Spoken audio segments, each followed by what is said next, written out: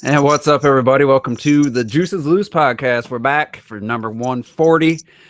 We got the full crew, Team Juice. So let's get right into it. So, Rob, Yep. we got a announcement of a game, a trailer. I guess it leaked early, but I've seen the trailer and I heard your video on it with your lovely girlfriend Emily, and that's all I know Thank you. about Star Wars Battlefront 2. But from what I've seen, I got some thoughts. But let me just get your take. You own Battlefront, and you played quite a bit of it. So, what's your thoughts on the reveal trailer, and then what you heard at the panel at Star Wars Celebration? And then I have a few questions. I guess I'll just start with one question. Sure. Does it, what you know right now, look to be addressing a lot of the shortcomings of the 2015 Battlefront?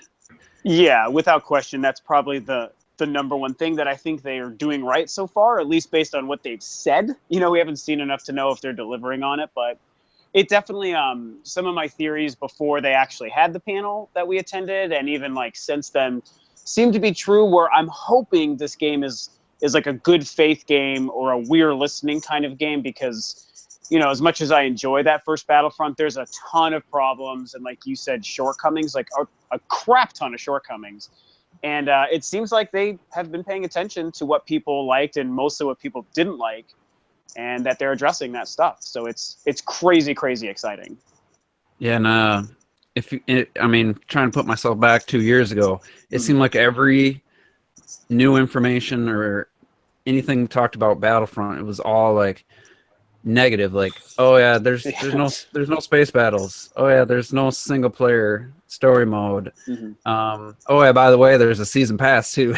Yeah, it all just the seemed like information everything rolled was out just poorly, negative, and I'm just saying It- I it- don't get that so far with this one.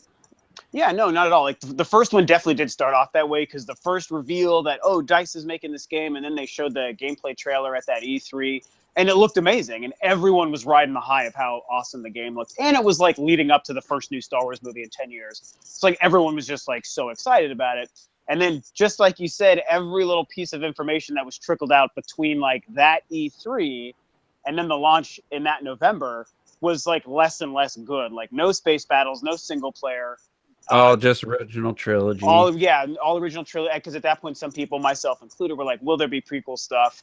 And the reason that's even a big deal, and I've talked about it before, is only because the first two Battlefronts did have all those things, and so it was like, well, this just feels. I mean, it might be a good Star Wars game, but it doesn't feel like Battlefront. Like, why are you even calling it Battlefront if that's not what it is? So you're definitely right. Like all the information got worse. The season pass thing is obviously the biggest problem that they had with that. Especially after announcing all the things that weren't going to be in the game. Oh yeah, and like there was even a thing that came out probably about a year ago. I think around the time Rogue One was getting ready to have its first trailer come out, and they basically, someone for EA was like, "Yeah, we had to really make sure that that game came out on time for The Force Awakens," which was like a sidestepping way to just confirm we pulled stuff out to sell it for DLC. Like they almost kind of confirmed it that way, which really sucked to hear. And it really feels like, and again, you know, for anyone who doesn't know listening, like, you know, my girlfriend and I, we did go to Celebration. We were in the panel room. We watched that panel live in the room with like 8,000 other people. And the way they are talking about it right now sounds like they've addressed all that. Well, maybe not the DLC stuff. That is kind of still remains to be seen. Although they did say there won't be a season pass, which was really good news. They did confirm no season pass, but they have talked about still, we have a way to support the game after launch. So some shit's coming. Like we're gonna get something kind of lame, like, oh, you got to pay for this now. Like you want a lightsaber, you got to buy it or whatever. Hopefully they don't do that. But having like an actual story, like what seems to be like a pretty cool fleshed out story, is really exciting. They confirmed all three eras. There was a big heavy emphasis on the prequel and the Clone Wars stuff because people have been asking for it. Everyone stood up and cheered in the panel when they did that, which was really exciting, myself included. And you know, they showed like Kylo Ren and Rey, so new trilogy stuff, and like gameplay wise, they confirmed a lot of things that we didn't have in EA's Battlefront. Like they didn't have a class system, they didn't have an experience system. The map rotation was like really limited, and they basically confirmed all these things are coming back. There is infantry, there are classes, you can level up characters and heroes, you can level up your spaceships, which is a really weird thing, but I'm excited to see what that's like. And they confirmed space battles for prequel and original trilogy stuff. Nothing from the new sequel trilogy, but the first 2 trilogies, they did confirm space battles for those. So it's all awesome, man. Like, so far, I'm excited. I wonder if you're gonna be able to get in a ship on a planet or a moon and fly up into space. And I'm not sure. Pretty sure you could do that in Battlefront 2. You could, yeah, you could. Okay. It was, and that was the 6th gen too, which is when you think about it, is insane. I remember playing that on my PS2, and I was like, wow, this is crazy. I could just get on a planet, get into the space, fight people, and then even land on ships floating in space. Seamless. Awesome. Yeah, it was seamless. Yeah, for a PS2, man. So I just played it the other day again on my Xbox. Oh my god, so good on your Xbox. Yeah, so great. Yeah, that's crazy that they got 3 teams working on it now. DICE is doing the multiplayer, and it's like, DICE can only do so much anyway. They're doing Battlefields every other year. Now they're doing Battlefronts. It's just, and they definitely got the Battlefield formula down, but they suck at single player. From what every Battlefield I played, I hate the single player is just garbage. I didn't play Battlefield 1, but the reason I wanted to talk about this game is because I played the beta of Battlefront on my PC, and I did all the modes, and I played the Hoth, and like the 5th time I played the Hoth level, I was bored with it already. Like, I was just like, I'm just not huge into the Battlefield idea, and I definitely didn't like the find this little icon and now you're in a ship, like, and now you're Darth Vader. Like, it just, to me, it just didn't feel right. Like, it just the flow is a little bit, I still enjoy it, but it is a little bit not great. I see what you're saying. Yeah, so what I saw from Battlefront 2 actually got me really excited, and I'm like, I'm not gonna get PSN, but like, it would be something to like tempt me if the game turns out the way that it's setting up. Because if I get it on PC, then the user base is way smaller, and then I don't get to play with you guys. Maybe Robert, he'll probably get on PC. But so let's get the take. NOT, you just said you played the original Battlefront 2. But we haven't. Nothing's been proven here with this new Battlefront, but everything we've heard in the trailer and what they talked about. How are you feeling? It's EA, but are you feeling better about this one compared to the last one, and how do you think it's going to end up? definitely feeling better. I didn't buy the last one. It's just, I don't know, it looked too, like I said, like Rob was saying, is that it just, it's called Battlefront, and so you expect that Battlefront experience, what you got, a couple generations ago. And you're like, if they can't do what they did a couple generations ago, that's alarming to me. So it always looked really arcadey. I don't know, like the gameplay I've watched. It's a very watered down Battlefield, yeah, in my opinion. And so I just never. But this, like you said, this one looks a lot better. They got a lot more stuff in this one, so I'm gonna wait and see. And who doesn't want to see Jar Jar versus Kylo Ren? Of course. Awesome. That's actually the subtitle of the game, Battlefront 2, Jar Jar's Revenge. I do. I would love to see Jar Jar in there. I mean, as bad as I feel about the prequels in the movie form, I'd be completely fine with seeing some prequel stuff in a game. Well, Jar Jar is a Sith Lord. He did hand over. Yeah, he is, man. He's a master, he did hand over the galaxy to so. But I'm 100% like excited to actually see prequel stuff in the game setting, because I think they might be able to do it better justice than even I feel about the movies. I think that they realize that too. Even though there could be some cool settings, like. Oh man, I mean, one of the biggest and strongest crowd reactions, and granted, this is at a Star Wars convention, so everyone loves everything Star Wars anyway. But one of the biggest crowd reactions was when they showed concept art of Kamino, which, if you guys remember in Attack of the Clones, that's where you learn the clones are being created. It's the big rain planet. Yeah, you're only there 5 minutes, so you don't get a lot of it. So, but it would probably look pretty cool on a Battlefront. Oh, they showed Clone Trooper. Yeah, everyone just freaked out, man. It was really exciting. So. Yeah, I mean, as much as I give, throw shade at the prequel trilogy, I love the variety of it. I love all the different worlds and characters and stuff, and I wish that we would get that kind of stuff in the new trilogy. So I agree. I missed that. So, Yeah, I think we'll talk. I'm going to talk about the actual idea of the story once I get Robert. I know you're a big Star Wars fan. I think obviously Rob's the biggest fanboy of Star Wars here. Yes, I'm a but fanboy. Robert, you know, you love the last two movies for sure. Um, did you play Battlefront? Did you own the first Battlefront? No, I just did the beta because I was on your camp where I was like, this doesn't seem fleshed out. It's only multiplayer for $60, and I was like, I just didn't bother. But now with this one, where you do have a single player, and you know it's much more fleshed out, I am totally down, and I definitely want to get it now, just for the single player alone to see how it is.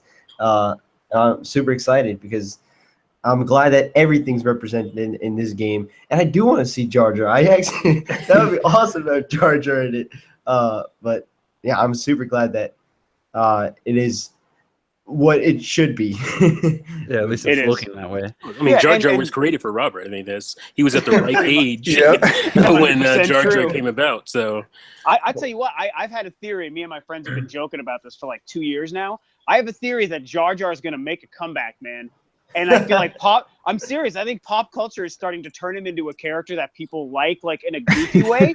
And in 10 Yeah. years, he's going to be some people's favorite character. I They're swear. gonna make an anthology film on him, man. Yes. The He's story fun to of make Jar Jar. fun of. That's for sure. Yeah, people went exactly, too far with the Jar Jar stuff. Yeah, you know, They did. They really did. it He's not a just- good character, That but happens. Yeah. he's like I think- he's like 20 minutes of the whole movie. Like I you think know, what whatever. kills it is just the way he speaks. Like whoever chose. I mean, yeah, it's unique, and you never heard anything like that before. But it just It's over the top. and he didn't look. His design isn't the best. No, I but- had no problem with the way. Well, I guess it was the fluctuation in his voice. Like, Mhm. because you listen to the other Gungans, and they didn't make you Yeah, I want to did claw like the your way ears they. out.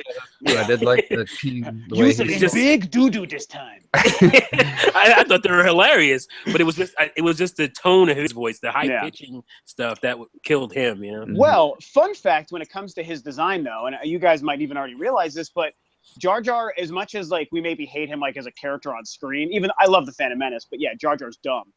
Like as much as we maybe hate him on screen, that character was seriously groundbreaking for film.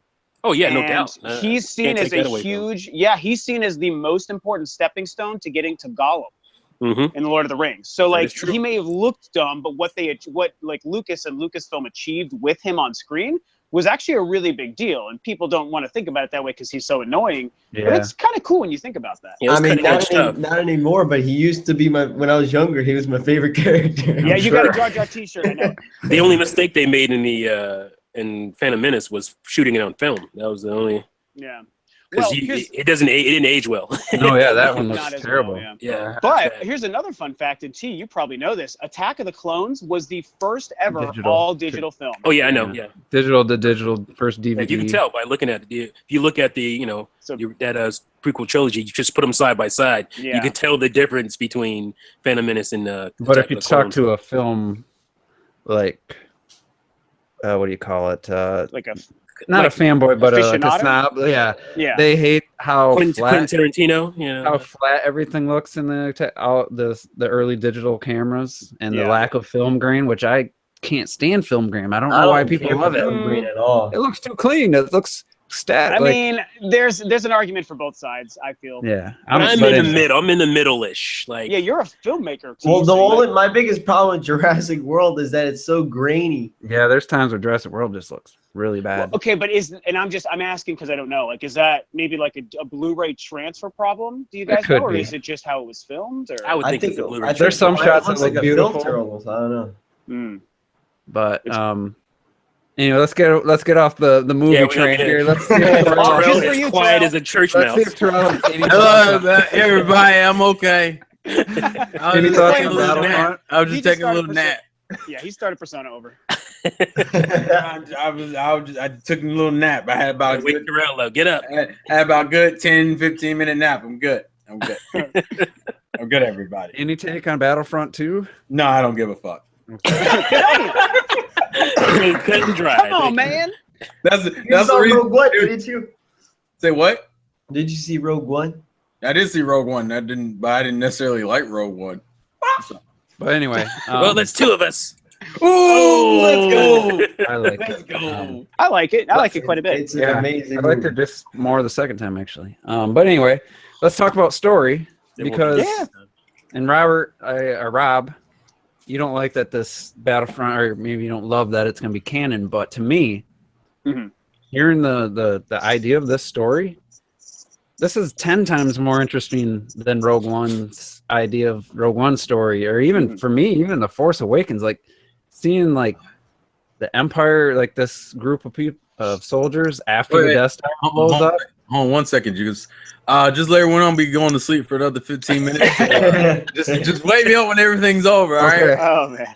But to me, like this is the kind of stuff I would have, it probably wouldn't make for the best Star Wars movie, like episode movie, but for an anthology movie, to me, like this would have been prime for my interest, just for me Mhm. personally, even more than like Rogue One. Like I Mhm. loved the approach they're taking with this, and this could be. Hopefully, it's done well. It's done by a different studio. It's not Dice doing the single player, so I was like, damn, that's a cool idea, and I'd love to see that Sure. in a movie, but maybe in a game it'll work great too. But so I don't know if you have agree or disagree with that, but I think it's a really cool idea. So I definitely think it is a really cool idea, and my whole thing about the not loving the canon part really just goes back to like the DNA of Battlefront as a series more than anything, and I will say like there's so much I like about EA's Battlefront, but the majority of the things I don't like kind of stem from the fact that they tried to make that game canon, which isn't normally Battlefront, so they were restricted in a lot of ways for that reason. So it's like, okay, don't make a Battlefront game canon. However, I really do mostly agree with you. And I mean, maybe it's the hype from just we got to sit in that room as all this cool Star Wars shit was happening, But like, I mean, I definitely felt it. I thought the trailer was great. And I think that if they're going to give us a legit single player campaign that could otherwise be sold as just a regular video game, right? Like, if they're making that and they're telling this story, I'm totally on board. I'm really excited to see what they're doing. I love The Force Awakens, so I don't want like a different movie than Force Awakens. But when you talk about maybe this instead of a Rogue One, that's kind of where I start to agree with you to a degree. And I do think there could be a movie here, but I like what they're doing by telling the story of like a soldier who's on Endor when the Death Star 2 blows up and realizes our military is broken, our leader, our emperor is dead, and Darth Vader. Like obviously everyone knows who number 1 and 2 are. Number 1 and 2 just died. And instead of being broken, they actually tell the story of the people who like doubled down on their love of the Empire, which is obviously what ends up creating the First Order 30 years later. And you may or may not know this, but like this actually covers the entire 30 years between Return of the Jedi and Force Awakens. Whatever that means, like I guess the end of this game, we're going to see this character, Iden. We're going to see her, 30 years older as like probably an old woman still fighting the fight. Maybe It's she's really cool. I can't think of her name in Force Awakens in the chrome stormtrooper outfit. Phasma? Oh, Phasma. Yeah, Gwendolyn maybe it's- Christie. Captain Phasma. No, well, you know what? Maybe that's her daughter. Oh no. You just like saying that stuff makes me so damn excited, but then I realized, damn, it's not a movie. And I Yeah. like, It's EA, and it's like you got to be cautious. So yeah, like that sounds so good, but it's like I actually Yeah, would it's like EA. that as a movie. You That do would- have to be cautious about EA. And, I try to control my fanboyism too and be like, okay, it's a great Star Wars thing, but EA fucks up like more than half the time. So what does this mean for this game and this story? And you make a good point. I think it's going to be good. I want to believe in them. They said you'll get to play as Luke Skywalker and Kylo Ren. And it's really interesting because other than a couple of novels that really haven't been that good, this will be the first time since reordering the canon that Lucasfilm is diving into this 30-year period. Like this is probably going to be the deepest story covering between episode 6 and 7 we'll see. And that is probably the most exciting thing to me. It's like, okay, let's really start understanding what happens to the galaxy, what happens to the politics, what happens to the Empire and the First Order and the Resistance and the Rebellion. Like, where does all this shit come from? This is going to kind of be the first. It's not even a movie they're doing it with. It's a video game. It's a pretty big deal. yeah, we'll see. We'll see how it works out. Let's cut EA some slack. EA, they've been getting better in the last few years. And they do some real cool stuff with indie development. Like they do the EA Originals thing, which is very cool. They Plants fund vs. all these Zombies. indie games and they allow people to they allow people to keep their own IPs. They allow those companies to keep the IP for themselves. Oh, Yeah, that's Isn't this cool. Visceral that's doing the single player? it's pretty cool. No, to my knowledge, no. Visceral is working with Amy Hennig from Naughty Dog on that weird smuggler game that we don't know much about. Okay. So that's I and I'm thought very they were excited listed. for that. I thought they were listed in the trailer. And then I was gonna could be say, wrong, actually. Okay. There's Mass Effect Andromeda that messed all that up. Yeah, I'm dealing with that daily in my brain. How I feel yeah. about that game right now. It's tough. It's really brutal. But yeah, the game's going to be great. And like Robert, you're a big Star Wars guy, so I mean, this is going to be leading up to Force Awakens for you.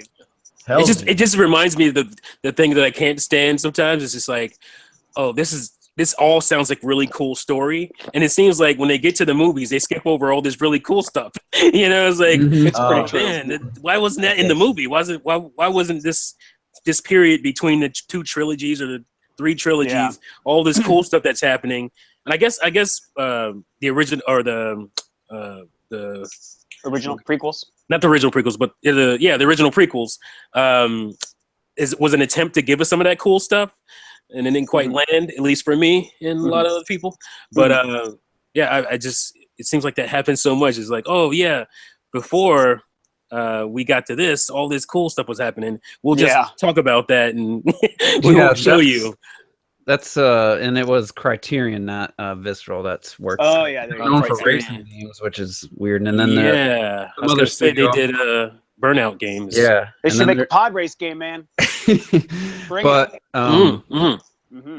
so yeah, I was wrong. And then as what T was saying, like to me, the reason this story looks so interesting is because I was bummed when I was like, Force Awakens, oh, it's 30 years after. And I'm just like, well, what happened in between? And Well, Last Jedi, if you see there's some, you see Luke on the floor, you see there's some hints. And I think we'll get that in the movie. Yeah. I wanted to see the Last Order forming. I wanted to see what happened to the I don't think I see that.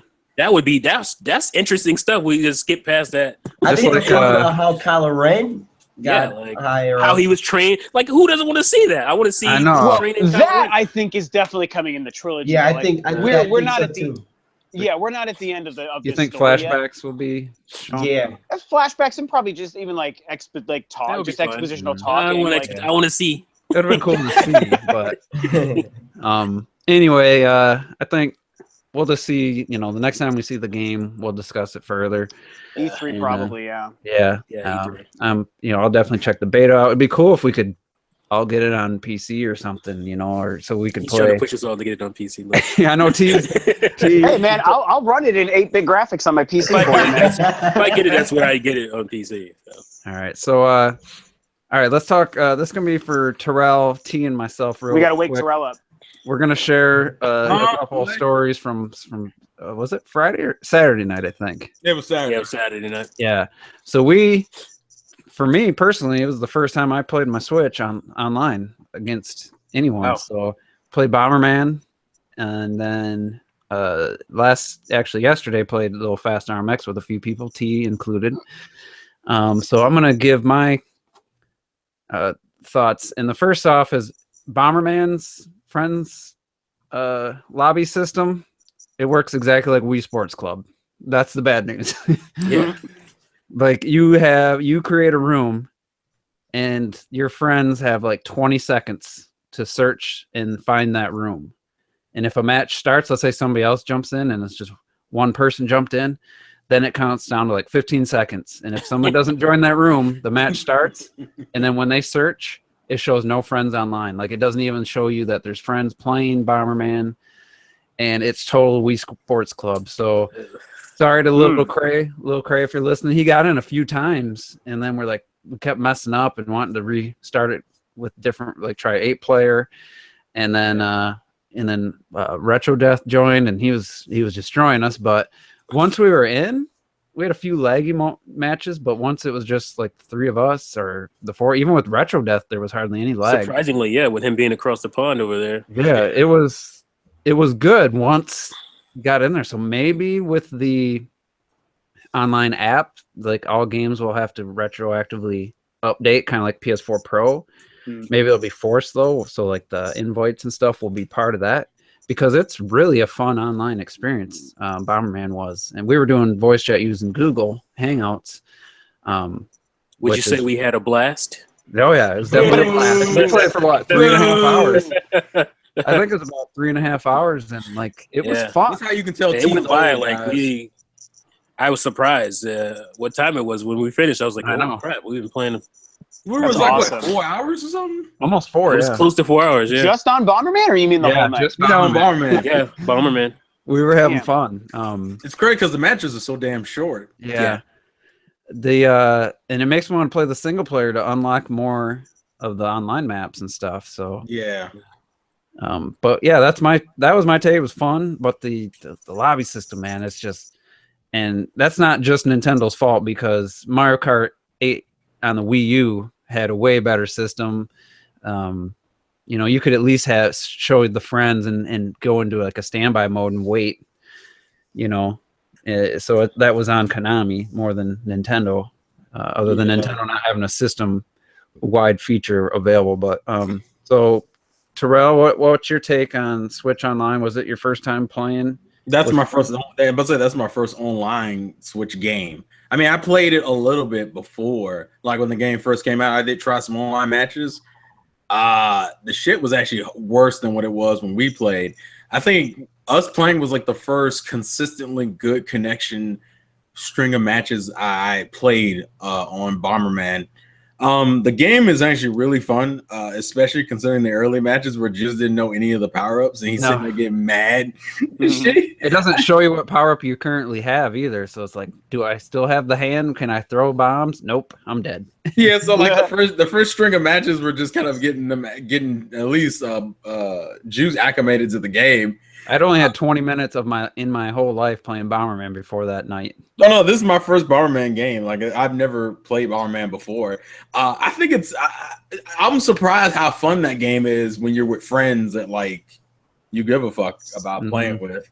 And it's actually a really fun game. The online system is pretty trash in some aspects because like the other thing I don't know if you mentioned, but it's like let's say you try to join a match, like join a group after it ends, kind of like what people do in like Smash and Mario Kart.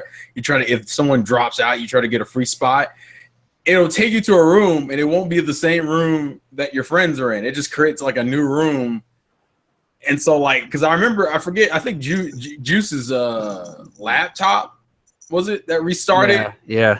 And like, so we ended up in this room that Juice created with just me and T, and I'm like, and Juice is like, where are you guys at? And we're just kind of like, I don't know. I think we're in limbo or something. And you literally get 20 seconds to like find that, go into the menu and go to find friends, and in that you get like a 20-second window to do all that and to find them. And if their match starts right as you search, then it's like no friends online. It's like it's really bad. And there is one other thing I forgot to play about.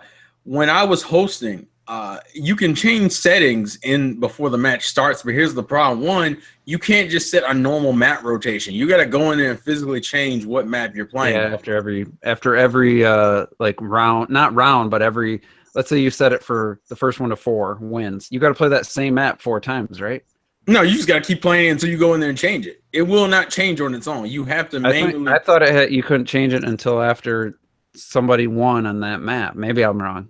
No, well, my issue is just that I can't just scroll through the maps. Like, you can't just have me set the map rotation and it just rotates every match. Automatic. Like, I have to go in there and change it. On top of that, you only get the 20 seconds before the next match starts to do it. And then and after that, you're screwed. You just have to take whatever you were able to hit. Yeah, that's true. So I don't like that aspect of it. I do appreciate that Konami's been updating the game, and it's been a bunch of free updates. We're supposed to be getting like new skins for Bomberman, like a Simon Belmont skin. We're getting a Pyramid Head skin, and I'm so excited about that. Yeah, like it's my gosh, it's fun stuff. But the way I kind of look at Bomberman is that if they keep patching the game will steadily become worth the money. But like right now, unless you got people to play with and they got good internet connection, it's kind of a pain in the ass because the lag will ruin the game. Like, oh yeah, you can get it for like $40 now.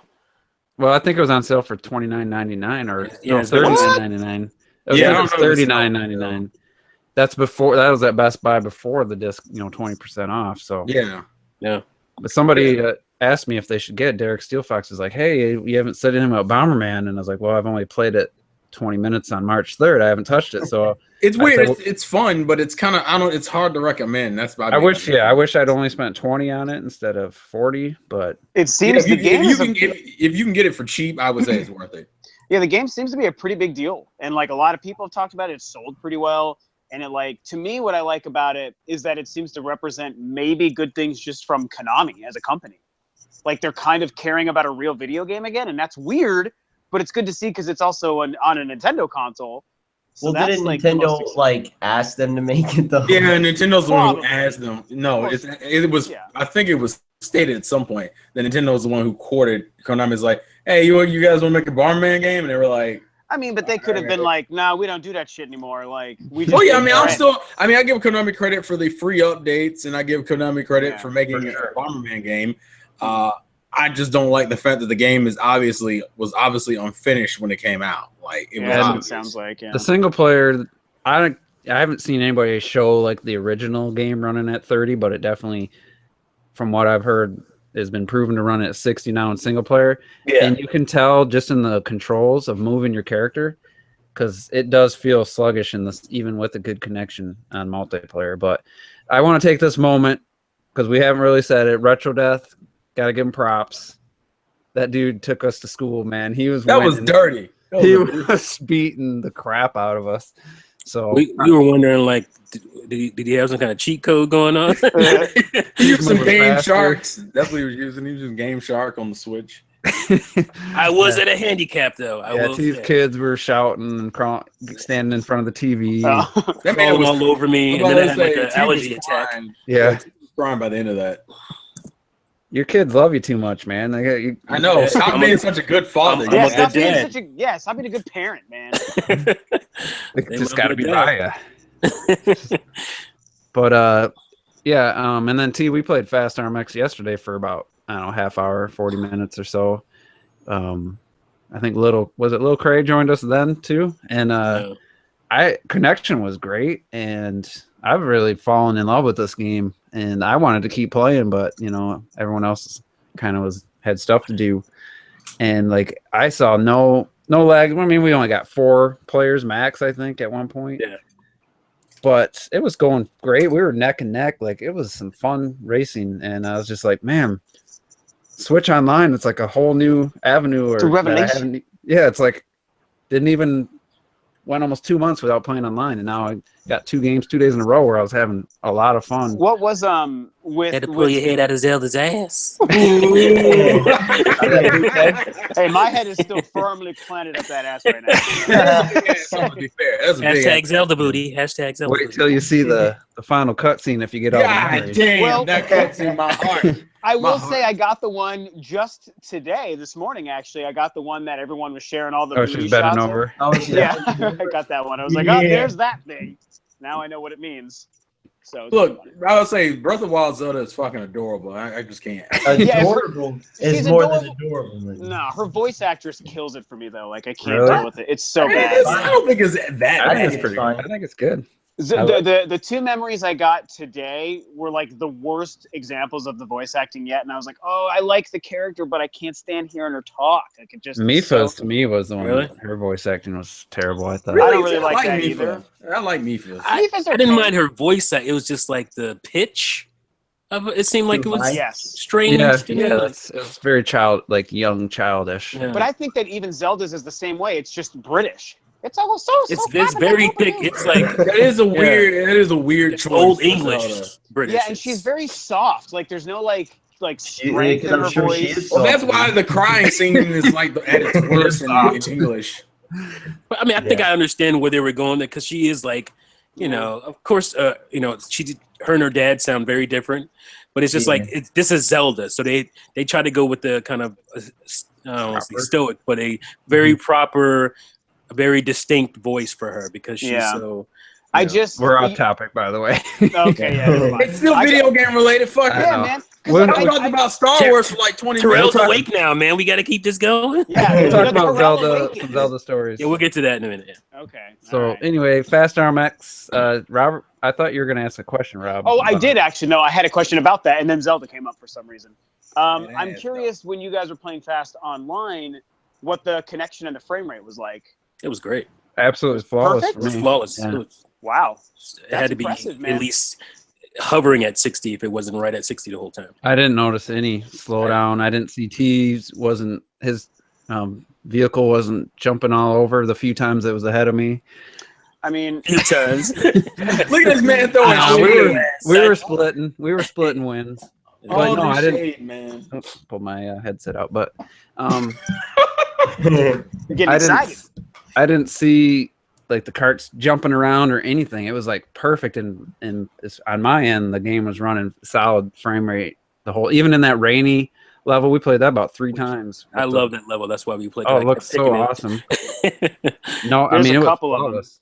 So we'll have to try to get like a lobby of 8 people and see. I'm thinking maybe I'd more. love to do it. Maybe more people got the LAN adapter on the Switch than the Wii U. Maybe I don't know. It's possible. But- How much was that again? You guys have that. How much is that? The one I got was 15. Yeah, I was gonna say like 20 It's bucks. pretty right? cheap, man. Yeah, mine's just like 15 also. So I got the I must US got the low end. I spent mine like 10.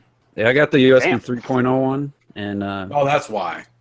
yeah, it's really small, sleek. It's black. My other one was just like huge and looked like a piece of white, like a toy. It was- White trash. Yeah, it's just like it just looked like white cheap plastic. It was just very cheap looking, and it stood out in my entertainment stand. I Oh hated it. man. But yeah, What you eating? Peanut butter balls over there? No, I've been eating my dinner this whole thing, so that's why. He's like, y'all bitches talking about Star Wars. I'm gonna eat a chicken sandwich. I'm eating a hamburger, and this man over here got me laughing. I almost Hamburger. choked to death. but I want to, Mario Kart 8 Deluxe is coming out, so there's gonna be a lot more online happening. Yeah. It'll be interesting to see, like I said earlier, what happens when the online app companion app comes out. If it's gonna have to be up, games are gonna update for it, or if it's just gonna work. Because I mean, Fast RMX is one of those. You search for friends. If there's friends playing, it takes you to them. If there's no friends, then if no one creates a room on your friends list, then there's no friends. You can't just find them playing worldwide and join them like in Mario Kart 8 on the Wii U. So there's some. Well, I mean, I figured that for a small game like 6 RMX. people make it. Right. Yeah, I cut them some slack, but it worked as far as everything. I love that game, man. And it's like, I liked Fast Racing Neo, but like I said in my juice opinions, that the boost being the R button was just made it turning sharp right while boosting almost impossible. So I put the boost on the B button, and it's like completely changed that game for me. And I'm just like, I'm I've got so mine much better. on the X button is where I have mine. Yeah. So I you mean, use the Pro Controller, right? Yeah. Joy-Con boys over here. Joy-Con boys. Yeah. I tried. Surround sound rumble. I use them both I can't play it with Pro Controller. I've tried a couple times. It just doesn't feel right. because you're not a pro. Because I'm a pro. It's Two pro. is doing good. Whatever you're Pros. comfortable with, use. I will say I went back to Fast Racing Neo last night right afterwards because I just wanted a quick comparison, fresh comparison.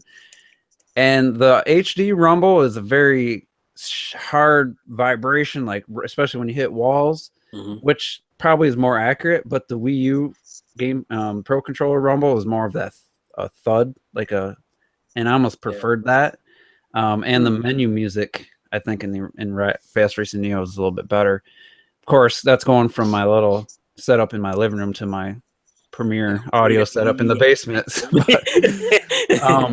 Poor Wii U in the dungeon down there now. Yeah, and I will say, it's noticeably downgraded visual going from Switch to Wii U, especially. Everything looked like blurrier and I was jaggier. gonna say it's sharp as hell on Wii U. Yeah, it Switch. looks really good on it. Whoops. Definitely going to be setting up some game nights. Try to get, obviously only 7 people can join, like Fast RMX or Mario Kart. I think it's 11 people. unless you do like a tournament where it's hard to race. Some people are like, I didn't get to race with you, or I didn't get to race with Red Knight or something because it splits into multiple lobbies. But we're gonna try to do some more online gaming with the Switch now that more games are coming out, and definitely gotta prepare for that Splatoon, man. Yeah, Splatoon and ARMS. Mario Kart 8 Deluxe. So ARMS is going to be tough though because that's just 1-on-1. That's 2-on-2. That's 2-on-2. 4. You can do 4. Oh yeah. Fast got me to thinking about like F-Zero and like its online. If you ever got an F-Zero, it's like, is there going to be 32 races in it? Because that would be bananas. That would be. Oh my god! They'd have to call it F-Zero Bananas Edition. And Hypersonic is. I'm just glad that when you crash on this one, it doesn't throw you way to the back. It keeps you kind of. It's so much more forgiving. It is, and that helps. But we were racing online. It doesn't let you choose the speed. It feels like subsonic to me. It was subsonic. I saw it when the race started. I didn't see an option to pick it, so I don't know if that's there or not. So I'm I was going through that jungle level. It has very narrow track. I didn't even hit the wall. I think I nicked the wall about 5 times in the 3 laps total. Yeah. And then I went from that to hypersonic right after I was trying to complete a cup, and I'm on the wall the whole time. That's pretty much how I still race, man. It's so fast. Hard. But I'm getting the hang of it. I'm learning the track layouts, and I'm getting pretty good at it. So it's almost like I could go another couple weeks before Mario Kart because I'm really getting into fast. So. I freaking love this game. Like the only thing that would make it better is it was a physical copy. That was the only thing. To me, I'm so torn on that now because having to take Zelda out for the first time to play Bomberman, and then we were chatting and we were done. I was like, I just want to play Zelda. We were on the chat, so I was tied to my laptop was plugged into the outlet, so I couldn't just get up and walk. And I'm like, fuck, I want to play Zelda. I was like, shit, it's not in there. I'll play fast. So the laziness sets in. I'm about to say, Juice, you were in tears almost. Like, man, I gotta take this game out with Bomberman in here. Juice, we grew up changing games, man. I know. We're products of the 80s. I don't love changing the cartridge while it's docked because I have no light right there. So I was sitting there trying to feel for the little cover. I actually have you just got his hand fodder around in the dark. Where is that damn thing? As funny as it may sound, I actually have a question for you guys, I'm sure. And Robert, you'll probably for sure know the answer to this because I've yet to have to change a game. The only physical game I have is Zelda. Do you have to power that thing off of sleep? I assume it can be in sleep. No, you can just take it out. You can just eject the disc, and it's like close the application. Next time, close the application before removing the cartridge. Even while it's on? Yeah. Yeah, really. I mean, not while the game's on, but while you're at the menu. I forgot to close Zelda. While the Switch is on, you don't have to with the 3DS. You got to power it off to change. You don't have to power up the 3DS. Yeah, you don't have to power it off. Are you kidding me? Yeah, what you talking about, man? Are you serious, Robert? Yeah, man. I've always turned that shit off, man. It's like anything. I assume it corrupts data and cars. No, just make sure you save it. We're past that. And then what I usually do is you didn't even have to do that with the Wii. Come on, left my 3DS on for days. Well, the Wii's a console. Well, here's what you do. You don't just in the middle of playing just eject the disc. I save it back out to the menu and then just click, comes out, the icon changes to crazy. Well, you put it in the new game and it instantly changes to the new game. That's great. Now here's just so I can explain to you guys what my thinking this last 7 years has been with the 3DS and all these things is because it's not a disc like a CD or a Blu-ray. It's a physical chip card. And so my understanding the whole ever since forever is that shit corrupts like memory cards back in the 60s and all that stuff. Well, it doesn't save it to the cartridge though. That saves to the SD card. Yeah. Well, not the 3DS. It saves on cartridges. Some games save the cartridge. Maybe some, but most of them are SD because the system memory. Most of it's system memory. Yeah. See, I didn't know. I swear to God, forever I power off my 3DS. I change my game. I power it back on. That's really. I'm about to say ever since even the DS. Yeah, the DS was the same way. Yeah, the DS worked the same way. I mean, I was never gonna just do that. I was like, I just would never be like, let me just see what happens. I would say we haven't dealt with that since the Game Boy Advance. That's so funny. Maybe that's great news. Yeah, maybe on some of the older ones, but to me, I never thought twice. And the cool thing about the Switch is when you put the new game in, even Bomberman was at the very end of my list because I hadn't played it since the day it came out. As soon as I put the cartridge in, it popped up right there to click. I didn't have to scroll over back to Bomberman. It was the it was right there. Just hit A and it started. That's I know crazy. you This guys blows my mind, man. we've all minimally have switched our carts in the Switch. That was really confusing to say. But last time I did it, I noticed it took a couple of times for it to register the new game. Really? For me, yeah, it was like I had to take it out. See, I've never had to do it twice Nah, before it I didn't do popped that. in. Well, I'm about to say, What is going on here? Bomberman is my only physical game. Yeah, I didn't. So I haven't had to deal with it. I put like I'll eject Zelda right now, and That's Because crazy. his Switch is that right whole next to him. idea- Obviously. and then it That just shows still scares the shit out of me. The whole like thing it just shows now. It shows like a box like Yeah, little dotted icon, line. the little box icon. And Yeah, and then I'm gonna when I put it in, Nice. it's instant. Yeah. it worked, but it took a couple of ejects Really? for it to That's register. weird. Like, what's going on with Was this it now? was it only that specific game? They did it with Zelda, yeah. When I put it back in after Bomberman, Really? what the That's hell's weird. going I on? didn't know it. I mean, it's probably only my issue. Now Juice is just gonna play video games the rest of the podcast. So there we go. The music on these tracks, man. There's some amazing music. I mean, I'm not even a techno guy. Like, I don't really love that genre, but man, there's some good music. It in works for It's this okay. game. It works for the game. I think Yeah. it's just okay. There's some that are exceptionally good where I would listen to them in my car. Like, there's a couple. So, anyway, let's get into the main topic here. And I got to give Robert some credit because his last video got me thinking. And Mario Kart 8 Deluxe, and you were saying, you know, how will this affect Mario Kart 9? And I was just thinking, there's so many questions, and I'll ask them. But let's start with Terrell. Are you buying Mario Kart 8 Deluxe? And no. Okay, so your excitement level. So you don't have an excitement level for it, probably. I'll put it this way. I think out of everyone here, I was the least into playing Mario Kart. I think even after Splatoon came out and we were all on that for a while, I think Juice still like went back to Mario Kart. Whereas I was almost completely done with Mario Kart personally. Like I wasn't really into playing it. And I think I'll just wait until Mario Kart 9, which we'll get probably into the topic of that later on anyway. You're more of a Sega All-Stars guy. I wanted to I'm not. I haven't even played that game. I've never played either of those games yet. So, they're actually pretty good. Robert, I know you're getting it. So, what's your excitement level on a scale of 1 to 10? Yeah, I'm not really excited. I'm gonna get the game because it's Mario Kart. I feel like I might as well. And the new battle mode. Damn, rousing endorsement. I'm getting the the discount on Amazon Prime anyway, so it's like I'm gonna get that, and it's Mario Kart on the go. That's the new one. I think that's pretty cool. And I probably will do all 3 stars on all cups again, stuff like that. And battle mode looks good. But I'm not really excited. Like, I'm not like, yes, Mario Kart 8 Deluxe. Yeah. I'm just kind of there. Well, that's the reason I asked, because I'm similar. So, Rob, I guess I don't know if you're getting it or not, or why don't you tell us? Yeah, right now the plan is to get it. I do have it like pre-ordered through Amazon, and like I go back and forth. I'm like, man, should I just cancel it? And maybe like wait a couple weeks.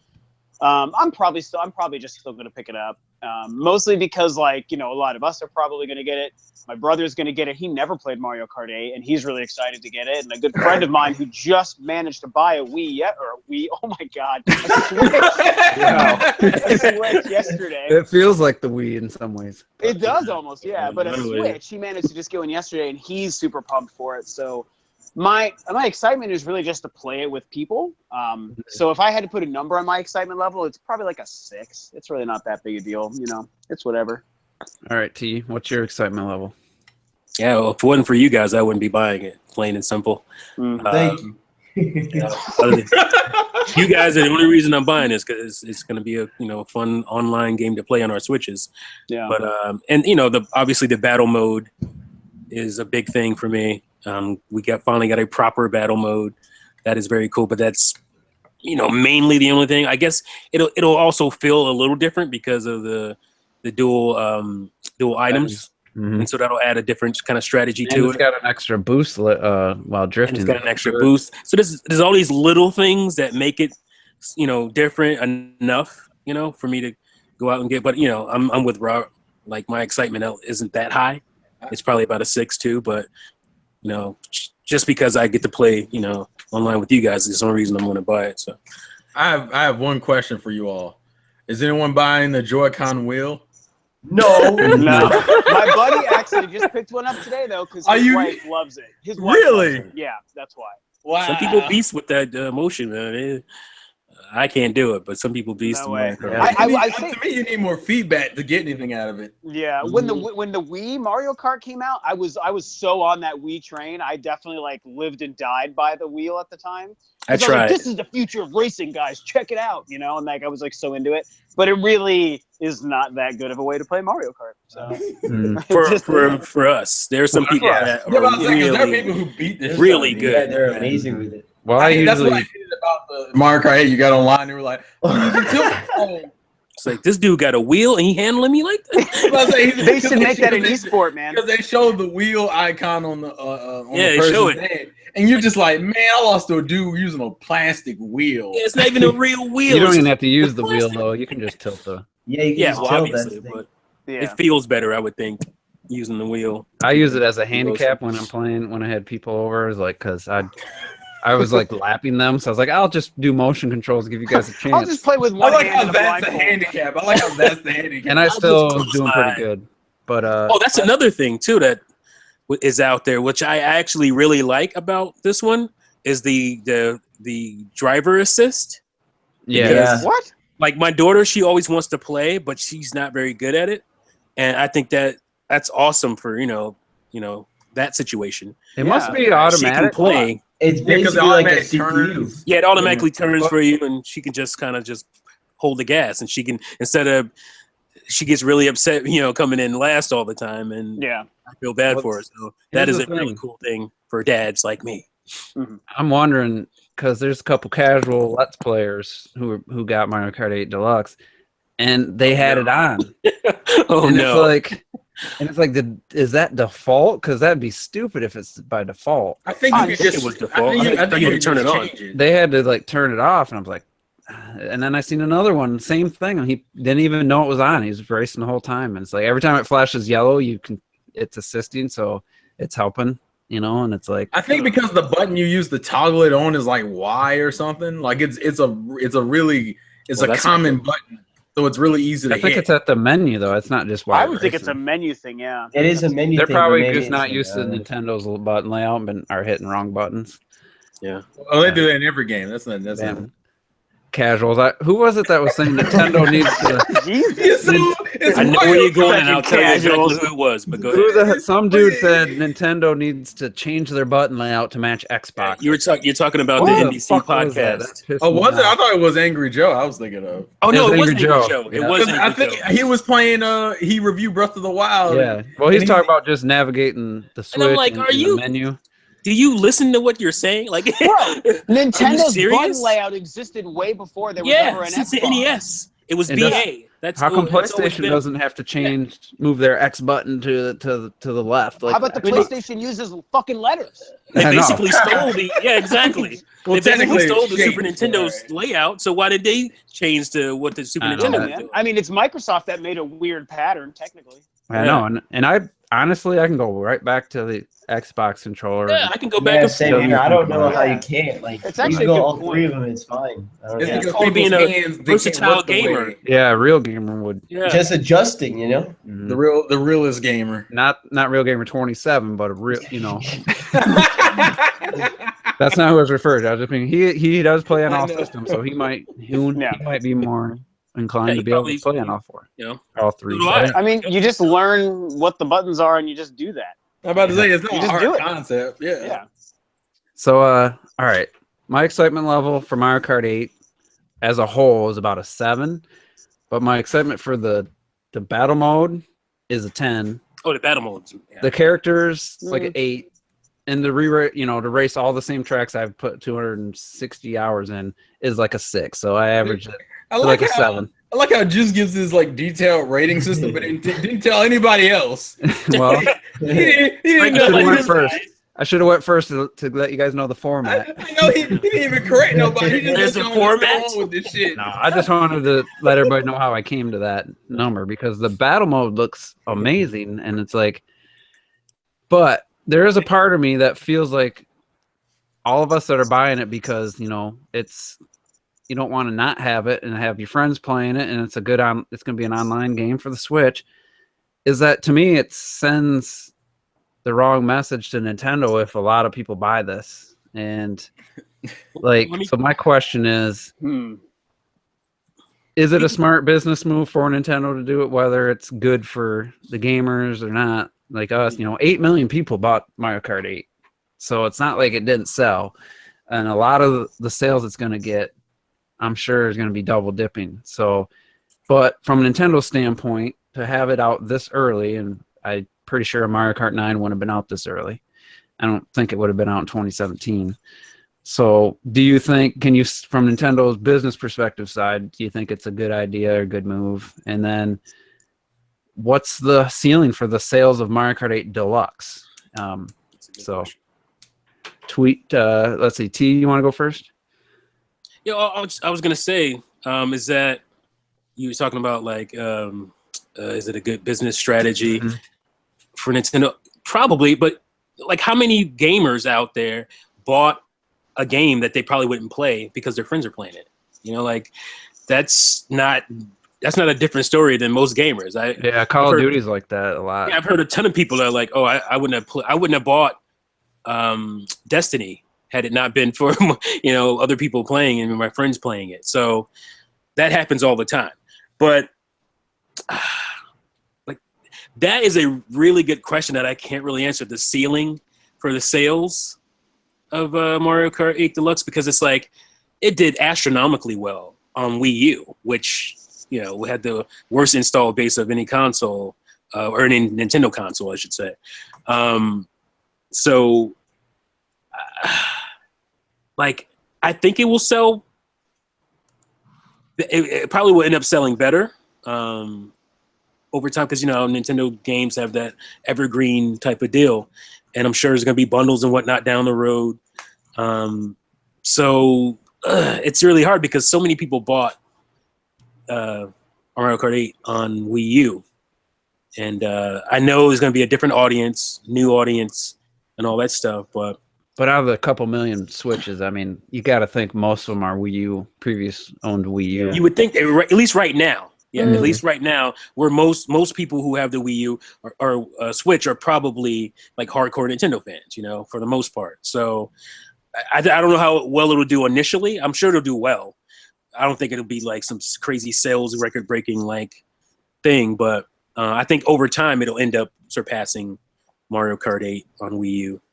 See, that's the big question, though, is when would Mario Kart 9 come out? That would really That's determine. kind of where my whole thing comes into, yeah. Because to me, I don't see Deluxe hitting over 4 million because I think Mario Kart 9 is going to be out. That would be true. That's another.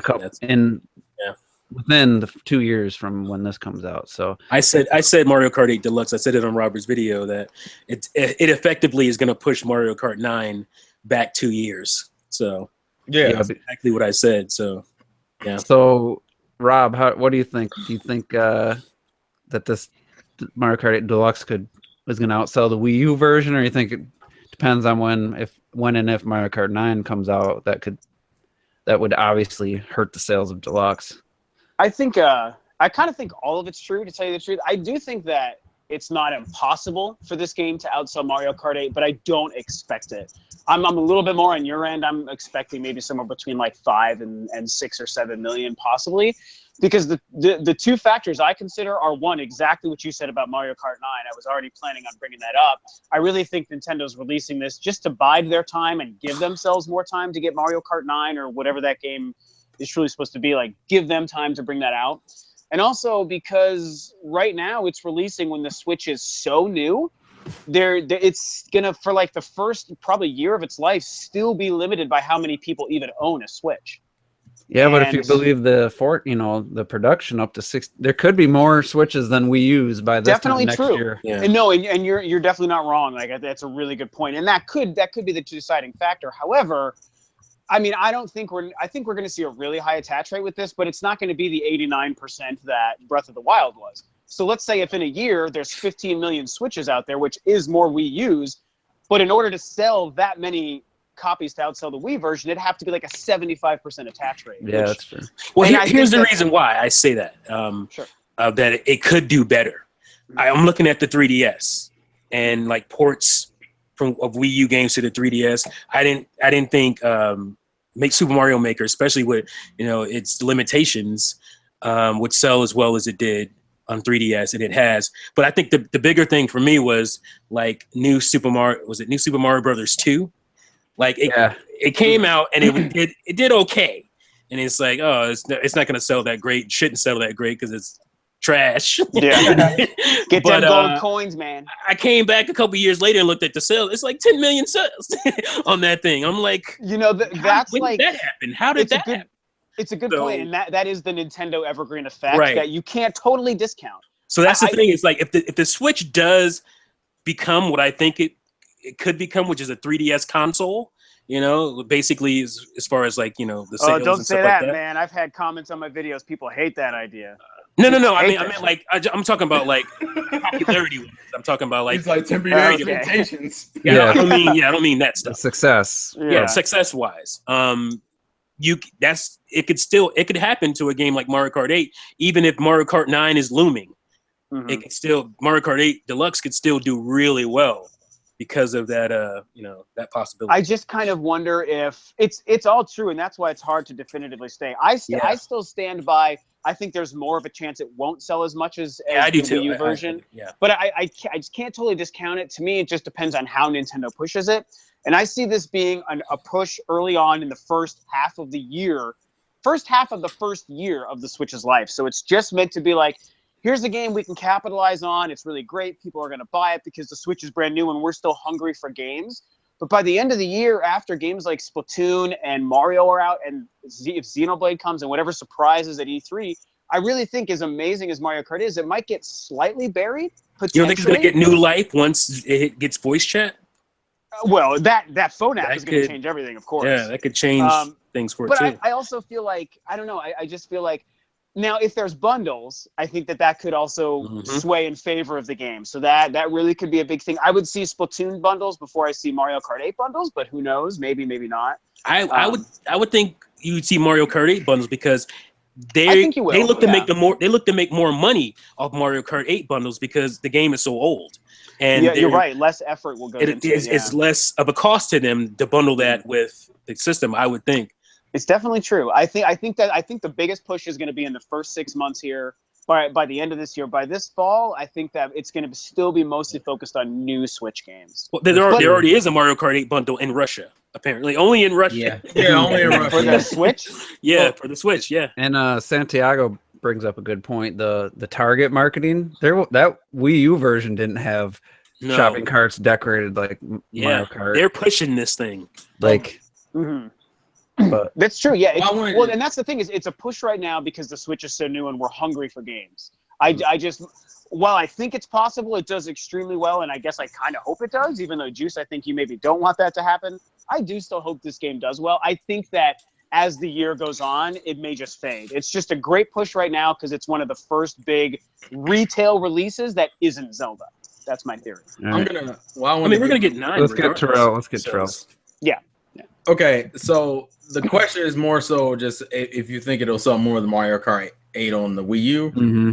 Okay, I'm gonna probably bet yes, and I think part of this, and the first part of this, is based on a simple question: how many people who currently own the Switch own the Wii U?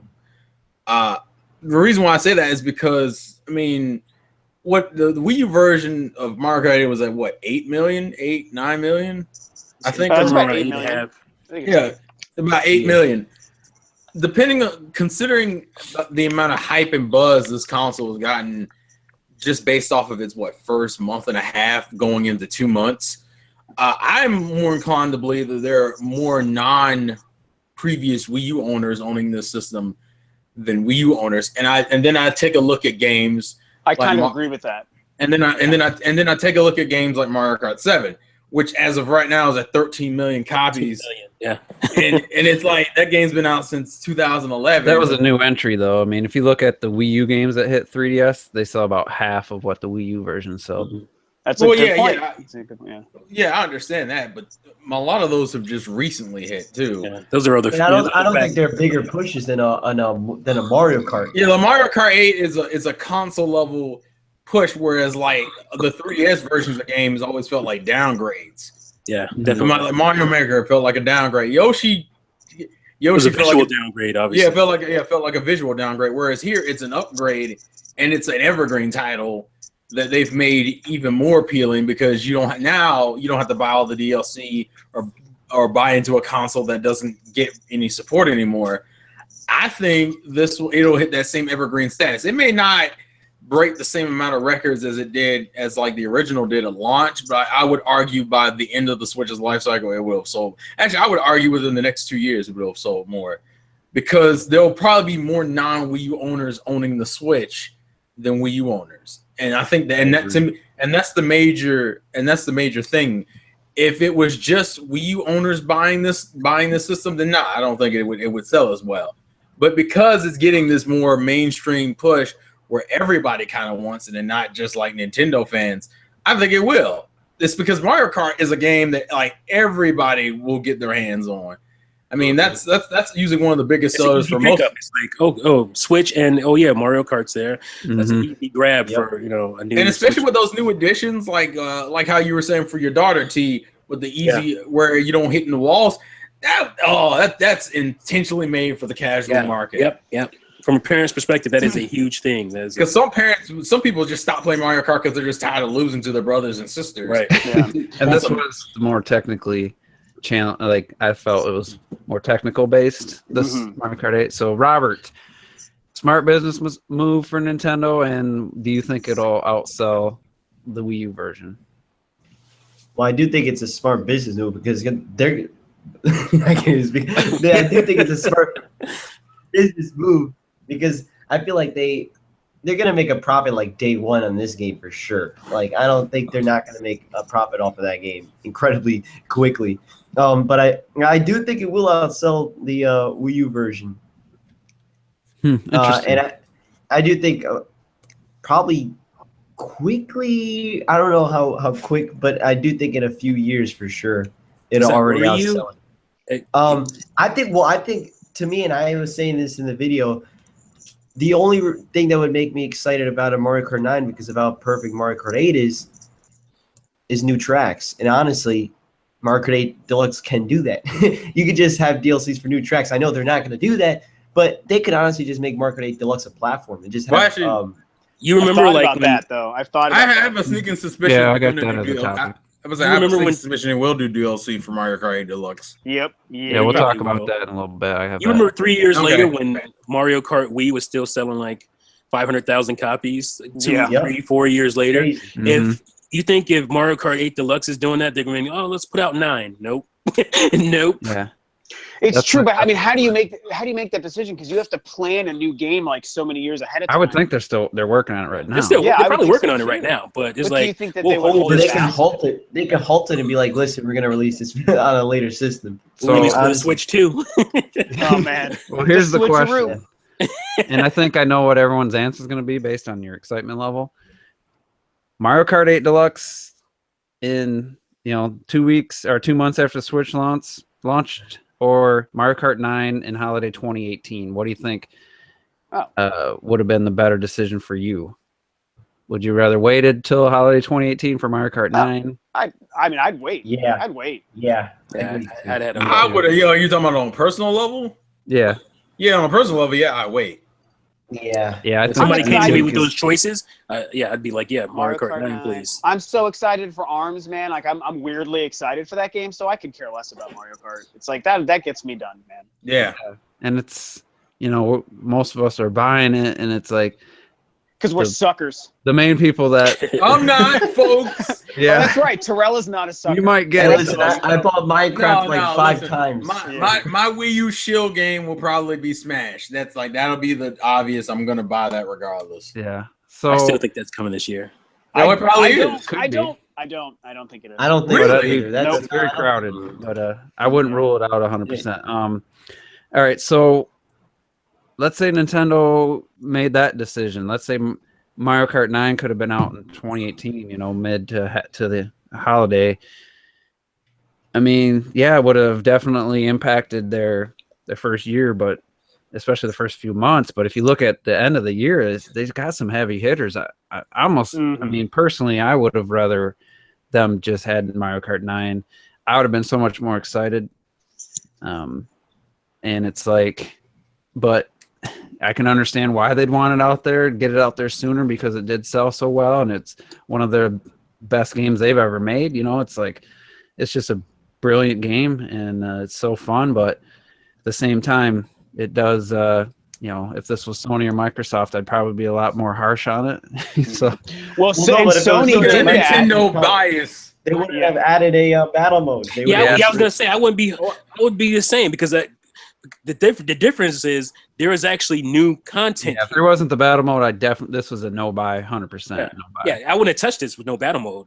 No. I will say, if you remember, Sony did do that in the first year of the PS4. The Last of Us came out. Right. Yeah, The they Last didn't of Us, add anything though. I bought it the because I never DLC. played it. I think it had the DLC thing and it had That was it. And I agree with you, but here's the thing: is the reason I still think that was a smart idea at that time is the same reason that I think we all admit it's smart for Nintendo to do this with Mario Kart. Like all those Xbox gamers jumped ship from the 360 to the PS4. And it's like, well, how about you play the best game we've ever made? Sony said that. They were like, well, they should have, and There that you go. came out the year the PS4 came out, so it should have just been a PS4 game, probably. they should have held it off anyway. Yeah, but they, I mean, They did. But they got a lot of double. They made more money. I mean, so the you can't same really. argument could have been made with Skyward Sword, right? I said that. I said they should have held Skyward Sword off for the Wii. Yeah. They should have. But here's a good. Yeah. I mean, people are still excited about The Last of Us Part 2, even though they had the remaster already on PS4. So that's the question. This is Robert's the main point he was asking. You got Mario Kart 8 Deluxe. Let's say it sells 6-7 million copies. Now you got all these people with Mario Kart 8 Deluxe, and now you're trying to hype Mario Kart 9, or you reveal that whenever. Will it somehow be like, I already got a great Mario Kart game, or will because it's an online type of game and people are gonna be sick of the tracks by then, and is it gonna be exciting? To me personally, I feel like if Mario Kart 8 Deluxe sells well, the excitement for Mario Kart 9 won't be anywhere near what it probably should be, or what it would be without Mario Kart 8 Deluxe. I would say it's a really good point, and I would say it all depends. We have to like allow room in our brains to imagine the Switch existing for like 6 years, because it probably will have like a 5 or 6 year life. And I would think that if Nintendo turns Mario Kart 8 into the platform, like Robert, like you're saying, that kind of throws my theory out the window, and all of a sudden Mario Kart 8 could have legs for like 2 years, and it would actually be smart. Nintendo would make this shit ton of money for the next 2 years, and Mario Kart 8 lasts even longer and sells 12 million units. But after 2 years, if Nintendo makes a definitive end to the DLC plan, like at a 2-year point, suddenly Mario Kart goes away and people stop thinking about it. And then when you picture like E3 2019 or 2020, that's when we get Mario Kart 9. I think Nintendo could get like a double dipping thing where Mario Kart 8 carries the first 2 years of the Switch and Mario Kart 9 carries maybe the last 2 years. And people would go nuts. And that's when you're going to have 70 million Switches out there too. I'm going to tell think you. that could be how they would do it. Actually, I just kind of changed my mind during this whole conversation. I don't think there's going to. How many Nintendo consoles have more than one Mario Kart game? I don't think any of them. Yeah, none. None. That's of why them. I've been saying. And I'm worried. I won't say I'm worried, because Mario Kart 8 is pretty awesome, and they made it awesomer with the extra stuff. So yeah, it's definitely gonna, once with this new stuff, it's gonna be the best Mario Kart game I ever played. Anyway, it's gonna be my favorite. But yeah, I mean, like, I don't know if they'll make 2 Mario Kart games for one console. I don't know if they'll do that. Well, if they push in the DLC, they won't have to. Yeah, That's what I'm saying. Right. Yeah. Well, I have a prediction about that. They'll make literally a ton of profit without having to make a new game. I think Like, basically they've already make a made Nintendo Kart for this generation instead They of just catch so much, and it's a really good point that I think is not necessarily wrong. But damn, I think that they would catch a lot of flack, especially from people like us, like fans, for only releasing this, half-assed upgraded port. Yeah, that would be a problem. My prediction is no racing track DLC for Mario Kart 8 Deluxe. Maybe battle mode.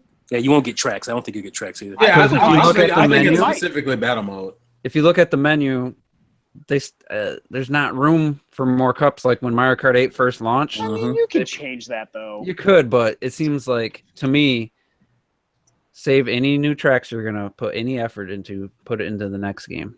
Like I don't want, and I don't think there's gonna be any DLC racing tracks in Mario Kart 8 Deluxe, and I'm not even 100% sure there's gonna be any DLC.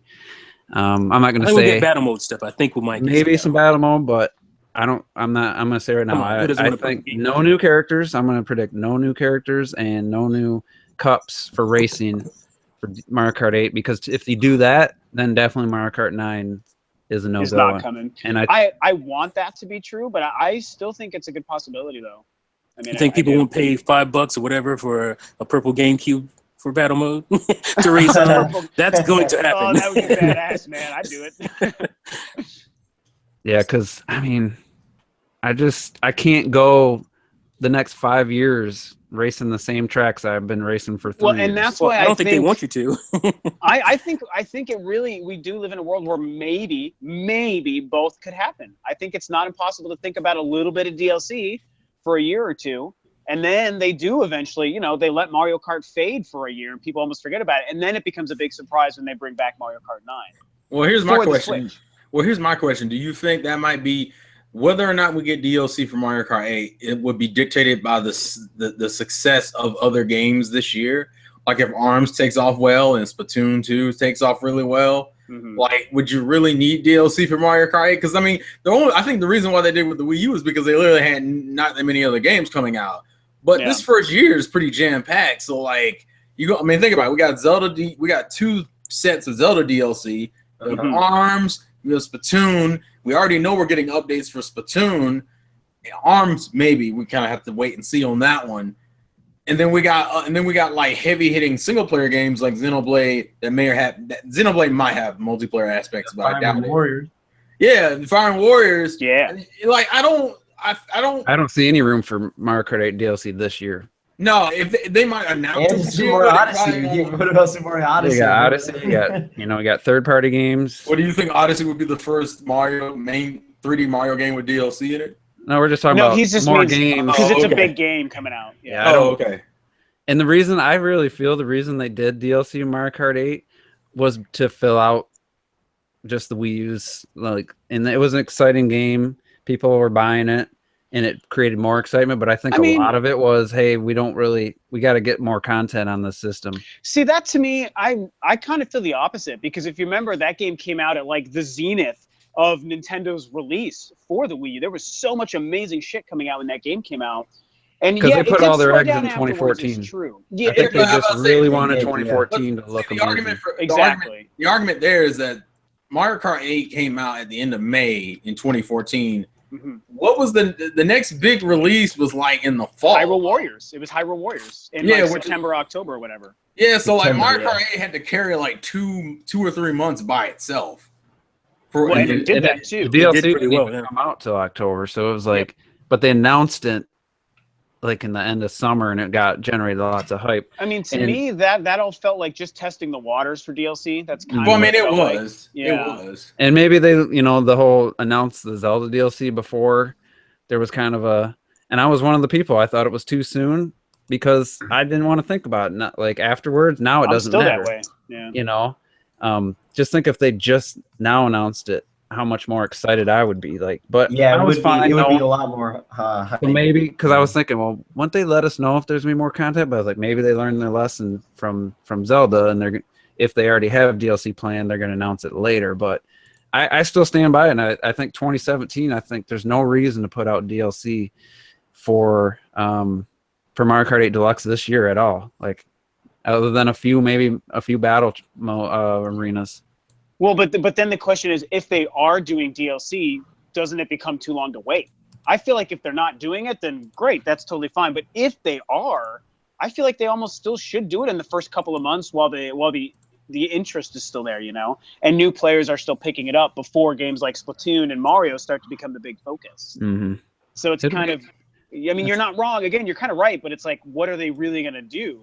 Which the problem is, if you announce it too early, it's gonna come off really scummy. It's like, because this is because you're re-releasing the deluxe version of a game that came out in Season pass for 2014, Mario Kart. and then you come out with a season pass announcement like a month later. And that's, I mean, I think you just can. I mean, I was already convinced, but just point out the title, Mario Kart 8 Deluxe. How does it look if they release Mario Kart 8 Deluxe and then charge for more content in 2 months? Like, to me, that's a big negative. Like, that's really going to turn me off and probably make me regret that I bought the game. Yeah. So I think this has to be, if it's me, and this is my feeling, I think Mario Kart 8 Deluxe, that's the game that's on the cart. That's all they ever should release, and then that's what you get. It's an extension of the Wii U game with all that content plus some bonus stuff, and then the next real new stuff will be Mario Kart 9. That's how I feel about it. What we'll have to wait and see. That's probably the closest I can. I see a lot of these options all being possible, but that's pretty close to what I think could still happen. Although, what if they just make free DLC though? That would be free DLC would be fine. I think that I could almost see them doing that. You know, really small stuff. We'll see. So here's my question then, just real quick. Juice, let's say they were to release paid DLC. How long would they have to wait for you to be okay with that idea? Well, that's what he said, like kind of next year, right? I think 2018 or something, maybe that would be like, hey, give me a reason to play Mario Kart 8 Deluxe again. But I don't know. I just, at that point, just put all your efforts into Mario Kart 9. I mean, because Mario Kart 8 Deluxe is a huge game by Mario Kart 8 Mario Kart standards. It's a huge game. Track totals, racers, battle, it's full. Like, doesn't need any more. So the question is, if Mario Kart 9 is being made, when's a good time to show it? Like, when's been long enough since Deluxe that it's all right? Is E3 next year too soon? I mean, what do you guys think? I think that's way too soon. Yeah, too soon. See, I think go ahead. I would be fine with E3 next year if Mario Kart 9 was coming out at holiday 2018 or early 2019. I mean, I'd be fine at that point, because that's going to be almost 2 years by the time it comes out. But you could also wait for a direct like in October of 2018 or something. For me, when I think about when they would show Mario Kart 9, it actually has less to do with Mario Kart 8 Deluxe and more to do with what other games Nintendo is making. So if let's say they plan on revealing like a Metroid this year or a Metroid next year or an Animal Crossing this year or next year or even both, stuff like that. It's like, I feel like we have these waiting in the wings franchises for Nintendo we're all waiting to hear about. Like maybe a new Smash Brothers or Smash Brothers Wii U port or Metroid or Animal Crossing or F-Zero or Star Fox or whatever. And it's like, to me, when they would want to release and show Mario Kart 9, I think has to do with all of those. That's true. Like how they're going to show us all the new things we're still waiting to hear about. So that's we can't even really answer that. So that's kind of really tough because we're all waiting to find out about Metroid and Animal Crossing. Like, is that shit even coming? And I think it is, but we don't yet know it. So it's tough to say. And it's hard when you're getting in the upper 30s of age, you don't want to think about 2-3 years from now. That is so true. When you're 40 years old and they're showing Mario Kart. Dude, oh my God, I have to bring you back to the Star Wars thing for a minute, because I remember when Phantom Menace came out, I was about to turn 19. I was just graduating high school. I was about to turn 19. And it was great. It was exciting. This new Star Wars movie came out. It was awesome. Everyone's excited. And I was like, man, Anakin's going to be a Jedi. What's going to happen next? Oh, Jesus, I'll be 22 years old when that one comes out. And then the last one, I'll be 25. I pictured myself an old, hobbled gray man with a cane. I couldn't picture myself at 25 fucking years old when I was 19. Mm-hmm. And so you're totally right, Juice. Imagine when we're like 45. That's why it's can't do it, man. That's why old ass in here playing Mario Kart. That's for kids. So it's going to be called Mario's retirement home. Taking out how old you are and stuff, but just from how much space do you think they need in between this Deluxe and Mario Kart 9 as far as the reveal? Reveal? Yeah. Revealing Mario Kart 9. How much time in between? A year and a half, maybe. I think that would be fine. They could pull Microsoft and they could have a spin-off every other year and then mainline every other year. So it's Yeah. Mario Kart Listen. 9 They and can Mario kill, Kart Horizon. kill it. No, absolutely fucking not. I'm kidding. I die Because inside. as Nintendo fans, we're not used to. We wouldn't be used to getting like a Mario Kart game and then 2 years later, other than going from handheld to home console, we get that, which we haven't really factored into this thing. That's true. I didn't think because this is technically Because a Mario handheld and Kart a console. we came out in what 2008? 2007? Was it 7? Yeah. Wait, which based one? on where I Wii? was living, I'm gonna say Because I think it was Wii one. 4 years until Mario Kart 7, but then it was only a couple years until Mario Kart 8. So It was 3 years until Mario Kart 8 from 7. was it Mario Kart? Yeah, because Mario Kart 7 came out in 11. Oh, Mario did Kart it? 7 Oh, I in thought it was 12. 2011. Yeah. Yeah, it So, came out yeah. in 11. So, 3 it was so. years. only Yeah, that'd be 3 years. 4 years from 4 years from Wii to 7, and Man, then fuck 3 it. years. It's time to Google it. We're Googling Google it. that No, shit. it says, And then it we're says looking April at- Yeah, Mario 10th, Kart 2010, 7 was 2018. definitely 2011. That's it must have been towards Was it the the end. that was the I'm talking- first I'm year of the 2008. 3DS? It Yeah, it says was. 2008. Yeah. I'm Oh, trying it's to see. 2008. And then Oh you yeah. Yeah. So it's We been were- like, it's been Mario 3 Kart Wii years was between. 2008. It's been like 3 years between releases. Yeah, because I knew it was a couple years after it came out because that's seemed like yeah. So forever. the Well, the Wii was question 208. So it's been 3 years almost consistently because Mario Kart Yep. DS came out in 2005. So But then the question becomes, do we look at Deluxe as resetting that timeline? They no, could. Maybe Deluxe that's what would they Deluxe do. would I'm gonna say Deluxe would be right in the timeline because That's Almost why 3 maybe years. 2019 and then 2020 comes out. Like You know? 2019 reveal? Yeah, E3. yeah, it kind of depends Could on be. how long the distance is between reveal and release. You're talking about playing the same tracks for 6 years, though. People don't mind. I think you gotta also understand that. Yeah, about to say that's like saying this is people. gonna sell way better than Wii U, and I really think there's gonna be a lot of people that just never Yeah, I played think it. there are more non-Switch owners than Switch owners that'll be on this console. I I mean, not at Switch some owners, Wii U point- owners, Wii U. But I owners. think I right agree with now, that. I agree with I would that. bet money that the percentage of Switch owners that were Wii U owners, especially in the US, I would think it's above 80%. No, In the early right days. now. No way. I don't know. Currently- Everybody I know that has a Switch had a Wii U. See, So now it's I'm like- kind of the opposite. Like, I have a lot of friends that are Nintendo fans and a lot that aren't. And probably exactly half of the people I know with Switches did not have a Wii U. Which For is me, like everyone I probably know had a 7 Wii U, people. though. I think I'm trying to. Yeah, I think everyone I know has a Wii U. Yeah, there's definitely a lot of overlap, but I mean that's the beauty of what they're doing. They're doing what the Wii was doing, where it's like everyone is interested in it That's again. true. Like But I I said, just as time think at goes this on, point- that number is only going to get higher. For Yeah, but I was like, I think non-Wii U 80%. I think owners. 80% is a little high. I think I'm it's thinking like we're 60. talking Maybe early 60. adopters. We're talking I'd say 60 or 2 70. million sold Yeah, in the 60 first to 2 70. months. Yeah, it's a good point. I mean, you do make the early adopter thing is a good point. So there's probably more Wii U owners. Maybe right by now, the end but- of the year, it's going to be, I wouldn't say 80% after the first year, because I think it's going to have more, there's going to be more Switches than Wii U sold by this time next year. Yeah, I think so. Yeah. So, all right. Anybody else have any thoughts about when they should show Mario Kart? I mean, for me, I'd be fine seeing it next year at some point. I I really would don't like know. it to- He just don't want to be an old man when it comes I out. know. And what is Some like, of us are already old men. here's another question. I didn't have this written down. What does Mario Kart 9 have to look like or do different to really stand apart? Should it use the same engine and the same art style, or should they No, go in a I don't different think direction? it. I That's don't the think it question. can. I don't think it can. I think it depends on our standards. Because remember, people. I mean, who when Mario Kart Wii came out, no one was sitting there going, "Mario Kart Wii looks like ass." It But if did you look look, like ass, so I said that. I always Oh, thought it looked oh, bad. I don't know. I Mhm. like that. It kind of. Yeah, I like the- Wait, which one looks bad?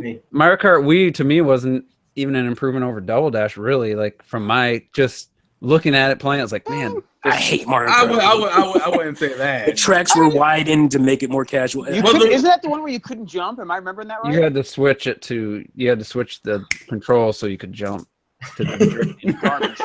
No, I liked the game, but it was garbage. Well, the reason why I say that. What? Oh, no. It was garbage by Mario Kart No, standards. but It wasn't no, a bad yeah. game, but by Mario Kart standards, it wasn't that great. Well, I No, didn't well, know the that. reason That was why the I one say- I played. the reason why I say in terms of visually is because I mean it's almost the same argument I had with Brawl. Like when Brawl was first announced and came out in the Wii, I thought Brawl looked amazing. Then you got Smash 4 and you were like, Man, Oh, yeah. like dead ass. You go back to Brawl after you play Smash 4. It's just like, man, I can't. Brawl did look I amazing, and if agree. you guys remember, Brawl was, I think, probably the only Wii game I ever remember that needed like an internet update. Do you guys remember that?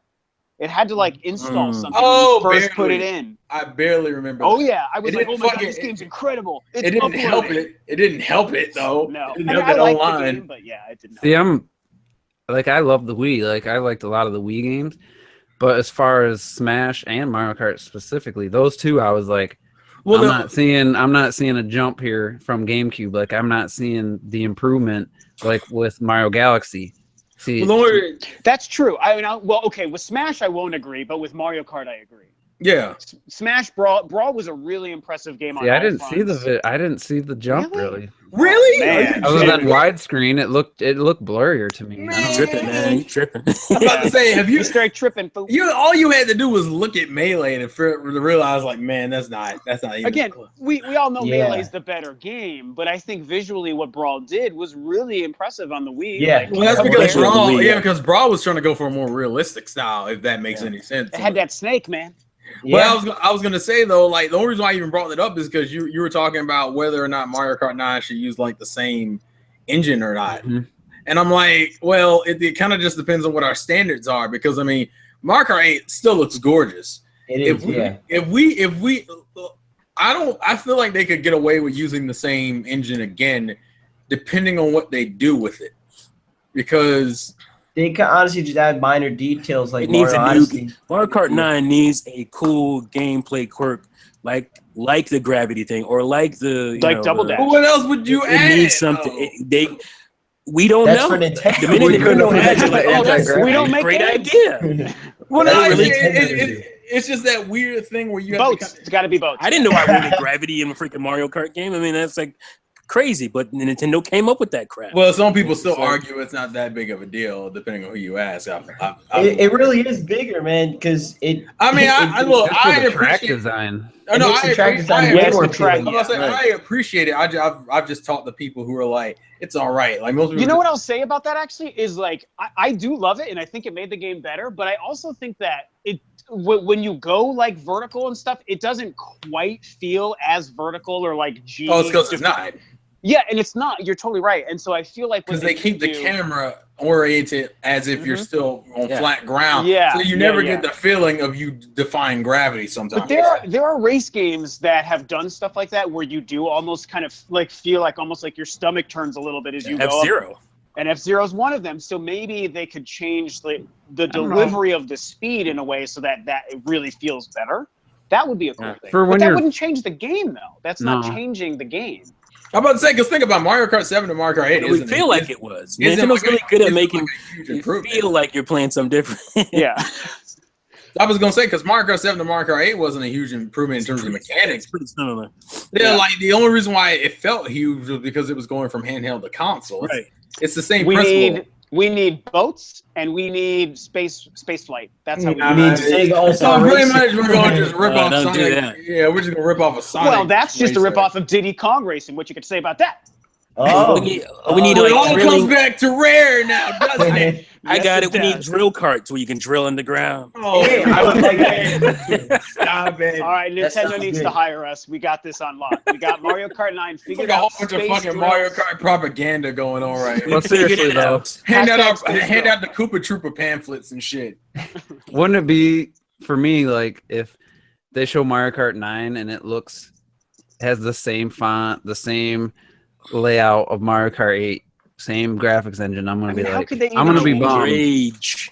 I'm gonna be Me bummed. too. I think there's a good chance that does happen. Well, you Oh, can yes. change like the fonts for like the first, second, third, or the timer. Like you can change a lot and how things look on the screen. Like, and then also just the visual style. Like they could make it more like Pixar look, like more smoother. Like I mean, that's the CGI. question: is like, what kind of art I style would can just you rather even them- put Mario I characters? was like, I'd Nope. rather them get more and more ridiculous with it. Don't Like, I call think- it Mario I think- Kart 9 for one. I would almost argue that Mario, Yeah. the whole DLC with the characters with Animal Crossing and Link and everything, I think that might be the natural progression of Mario Kart. Like we need to get as ridiculous as you can with Mario Kart. You kind of have to start adding in some more outside. What if they elements. I mean, Why do they start numbering? I hated that they start numbering them. I agree. They did that I with think the next one won't be With numbered. seven because- was the first one that numbered it, right? Yeah. Yeah. I don't know. Maybe the next game won't even be Mario Kart. Maybe it'll be Nintendo Kart. Maybe this is God, the last. I'm down with that. Bring it on. I'm not at all. Really? I don't Wait, why? I don't want Nintendo Kart. I don't want it. Why, T? Well, you already have Nintendo Card technically because That's you already right. have these guys. That's good enough. Make it Mhm. DLC stuff. Don't turn it into Nintendo Kart. Keep But it's calling it already Mario turning Kart. into Nintendo Kart with the DLC. Because now you got this inklings. Like no one's Yep. saying anything about. Like that's not Mario's universe. Yeah, What but if it it fits. is? We don't know that, sir. We don't know that. Yeah, what if it is? What It's if, a part of you know- Splatoon Oh, 2. that's Splatoon lore, damn it. But Donkey Kong was. Well, I guess he was. That's. Donkey he was Kong in, is- he was, Donkey he was in Kong- Donkey Kong with Mario. Donkey but Kong that's- is a floater. That man That does don't not. He doesn't make up his mind. Yeah, what if they use like a cell shaded engine or something? I mean, That would have. I thought about that, and that would, to me, the reason that would bother me isn't because I don't think it would maybe look good, because it probably could look great, but that's almost like a cheat at this point that so many games use. Like, I don't really need that. No, Like, Nintendo doesn't. I mean, yeah, they did it. Breath of the Wild's kind of is cell I shaded. think that's too distracting for a racing game. Yeah, Not a visual lot art, of though. games do that. Like, and it's great. Like, what Rhyme looks great and all these things, and Wind Waker changed the game, but I would like them to do something different than the obvious cell shading thing. Really, is what it comes Right. down to. Something So, more yeah. unique that we haven't seen from a Nintendo game. Well, it's going to be interesting. So the final question is over or under with Mario Kart 8 geez. Deluxe. What? So over or under 600,000 worldwide in its first 2 day, whatever it comes out on 2 days. Friday. Oh wait, that's not. Well, because that's- of the That'll be the first week. So over or under 600,000 worldwide. It's gonna sell well. I mean, 600,000. If we Over. assume there's 2.5 million Wii U. God, why do I keep doing that? You just can't leave the Wii U. Let it go, man. We're talking about Mario. We're still transitioning, Mario Kart 8, man, I folks. don't know. Cut us some slack. Yeah, I'm going to say over 600,000. Yeah, that's not even, to me, it's over. It's always going to be over on that. I'm I gonna will- say Go ahead. over. I'm not that confident. Why honestly. you do that, Robert? I'm gonna say over. I'm pretty confident. It is a handheld and a console Mario Exactly. Kart. There's Hell no yeah. way this About thing to is that gonna hits smash. both And- markets. Wasn't the Yeah. Wii U at like 4 million when Mario Kart 8 came out and sold like Probably. 1.2? No, It was- more than no, that. it was probably like a- seven. It went no damn 4 million. Was it? It wasn't much over 5 or 6. I'll tell you. I guarantee you that. No, it I was. think it was like 7. You're talking about 2000. I'd say 7. 2014, it sold 3 million in the first fiscal Oh, year, never mind. I'm sorry. Never mind. which Never would be into 2013. That's true. So maybe it'd only be like a 5 million units. I think For it was some at reason, I I think it was more than confused. it was at I 5.5. confused- I'm gonna say my bad. I confused Mario Kart Wii and Mario Kart 8. So, My bad. so what you're saying is Jeez, it's pretty easy to do, it's isn't gonna, it? it's gonna I sell didn't- more stickers because it obviously sold more Wii U's. Mario Kart. Yeah, Oh, that's a good point. true. yeah. It would, well, no. Did you see that they're gonna That have year- more stock? They're gonna have more stock next week. Apparently, makes I mean sense. not No, next it's gonna week. be on Friday when the game comes out. That's what I mean. Yeah. It's gonna come You out. don't need an ET situation where there's more games out there. They're gonna Then be there are burying Mario Kart. consoles. Hey, look at T showing his age right here. Look at T showing his age. I'm an old mother. Yeah. Well, here I just thought of a question, and not everybody answered. Who didn't? Rob, what do you I think? didn't. I'm gonna go against my better judgment and say under. Okay. Even So though here's I the- probably should here's say the that. question. Here's the final question: will Mario Kart 8 Deluxe be the worst-selling Mario Kart 8 in franchise history? And Polygon- We're selling We're Mario selling Kart Mario 8. Kart 8. Yeah, we're selling Mario Kart 8. We all knew what he meant. Juice is drunk, folks. What did I Don't say? pay no We're Said all the attention. worst drunk. selling Mario Kart 8 in history. Yeah. Oh, Man, that too. That was the worst-selling. No, I said game. I must have just. no, might you have- said Mario Kart Oh, 8, you bro. say- I'm gonna listen to the Mario replay. Kart 8. You will Everybody when in you're the Mario chat. Kart 8. Everybody in the chat, correct Juice. Seriously. Bro, we all heard you. It's not It just won't be you. They Anywho. got It's us. exposed. I They got don't. exposed. Anybody gonna answer the question? I think It I won't don't know be, how many. no, it will And now not he's be. salty because we called him in. How much No, I did think it's no. I don't think so. What is Smart Is Super that a Mario Kart serious sell? question? yeah, I that's think what I'm it's curious the about. Game Boy Advance version is probably the lowest at like. Oh yeah, Mario Kart's Super Circuit probably. So It's at I 4 bet 7 that million. sold- Isn't it? How Yeah. Let me check. Let me see. I'm still the reason The I worst selling Mario Kart is Super Circuit. I'm trying to How many? find the. It's How at many- 5 million, 5 million, 5.5. I'm gonna. Super Mario Kart sold more than that? It should have. And I have the numbers of how many Wii U's were there when. Super Mario Kart sold like almost 9 million. That's Whoa. crazy. Does Fuck anybody yeah, wanna- it's a great game. Does anybody want to tell me I'm wrong about how many Wii U's were there when Mario Kart 8 Well, that's not originally a fair launched? way to ask that Yeah, question. it's not I know. fair. Look at Because you all What is that? acted like I was so way off. We what How do you many? 6 million. 6 million. Oh, well, I said that. Yeah, we said 6 or 7. 6 or 7, yeah. I like it. 5 million is not the same. So boo, you lose still. When T boos you, you're in trouble, man. Ready for that. So that just take that into account. There was 6 million It's a good point, yeah. Wii U's, and it sold 1.2 million at launch, and there's going to be probably 2.5 million Switches. But so it's you know why though? Because we were thirsty. Yeah. I mean, that is a factor that we were thirsty. by for. Yeah. May, We fucking Yeah. need it, man. all that. I don't all know, that man. If was you out see the Switch, everything's selling on the Switch right now, man. like is actually- everything. it's a good You point. about to say, 'cause you're Even far. trash, like Yeah. what's Like that Just game? Dance. I don't know if Like Just Just- Dance selling. Then, There's a game on the eShop 1-2 Switch is selling, man. You're like a witch. Trash. on a bike. Have you seen this? Oh, Bike Witch. what the hell? I'm like, that This one. The looks game like- looks like a broke ass it's knight. like purple. Yeah, it looks. Oh yeah, where it's biking around. It's like a witch on a bicycle. Yeah, it's like a flying witch in on the a air. bicycle flying in the air by herself. No other. what I- Bike Witch. From what I heard, Bike Witch. that you can't win, you can't lose that game. Apparently, I'm That's like- sure that's it like looks Kirby like. It fucking looks Epic like the Yarn. room. Oh, not the room. What's that game? it looks like Nice. night. Robert, letter? help me out, Robert. The letter. Oh, the letter. I'm about to say the room is in movies, sir. That's trash Oh, too. hi, but That movie is cinematic gold, T. You know it. Guys, stop it! You're lying to yourself. interesting tidbit. You know how I always have a conspiracy theory about VG charts being here owned we by go. Sony. According to them, PS4 is still outselling the Switch as of March 11th. You know, weekly. Well, that's not surprising to me. it's I like the know, only site that that's- says that. It's kind of That's strange. like completely shocking to me. Like, I don't understand why the PS4 is still even selling that many weekly. Right now, it's just I crazy. hear because there's no big 'Cause- push and. Well, I don't believe it. I don't know. I don't The believe it. Illuminati. you talking man. about- Illuminati. Are you Sony talking about deal in with the devil. Japan? You're talking about the Switch's second week, and they're saying the PS4 outsold it. That's just like I think the reason would be is unless because they're combining. Yeah, what Robert's saying, I probably. Yeah, it could be agree. stock, but I think it's stock. unless maybe they're combining the Pro. I think and it's the 4 European together. sales that are fucking it right now. From at least based off what I'm looking at, it's the European sales. No, we're Please, European. please understand. They're selling PS4s in Kathmandu. Nobody else is selling consoles. They don't even sell water in Kathmandu. Because I'm about to say, PS4 because I mean, Nintendo's weakest market, I would argue, is Europe. Yeah, but if you add up the regions, the Switch would still be higher because it's ahead 20,000 in North America, it's down 35,000 in Europe, and it's ahead 30,000 in Japan. How is it under total? Like it just must be the That math other. don't It depends on how low it is from Europe. Because Must like, be. Yeah, it's only 35,000 lower in Europe, yet it's 20 puts it over in in the green. North America and 30 over in Japan. That math don't compute. So it'd be 50. But the Yeah, other so regions it- don't. no, fuck Yeah, it, that let me go doesn't back have and the check other, it. I don't believe this so- shit. That's what I'm saying.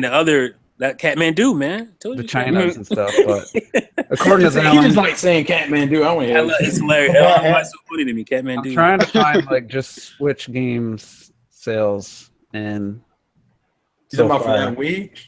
Just for in general. I know what Zelda sold, but I'm just seeing if there's any other info. But I feel Well, like apparently, I did don't you know see that why. Lego City is sold half on Switch and like way less on PS4 and Xbox. Okay, How- I'm how gonna many give Juice No. because I decided to add up the numbers they gave for North America, Europe, Japan. Mhm. For PS4, even though it says 249,000, I only got 204,000. Huh. yeah. So they're saying Illuminati. so like 40-some thousand in other that they're not even listed. yeah, let me do Switch while you guys Sony lying about sales? No. Yeah, Let me see 50. yeah. Either way, there's some other region that's not computing here because even the switches doesn't add up to the 230. But anyway, Welcome to the accounting. But I podcast. will say this, based off of the Seriously. three regions, Juice, you're right. The Switch's numbers that we see are higher than the PS4's numbers that we see. yeah. I would believe that. And I'll say, because I didn't chime in on the numbers thing on Mario Kart, like I should expect like the best sales and all of the best versions of these questions, but for some reason I just don't want to give the game that clout because it's a port. So I'm just gonna say that it's gonna do under 500,000. And I'm gonna say this will be the lowest selling Mario Kart 8 or Mario Kart game. See, Sorry. you guys got it in my head. I didn't do that He's twice. full of shit. So I'm gonna say it's gonna sell under the 5 million because I think I think so, yeah. I like It how would I hit like that. didn't even address it. it would be Mario. I'm trying to move the podcast along because we got Yeah. 15 minutes to talk about Zelda. So I'm trying to keep us We flowing. don't need that much time. Zelda's done. So I think it'll be the lowest. I don't think it'll ever hit more than 5 million. Just because I think Mario Kart 9 is going to be out sooner than you guys think. Nah. But it's gonna hit sooner than You heard it here first, folks.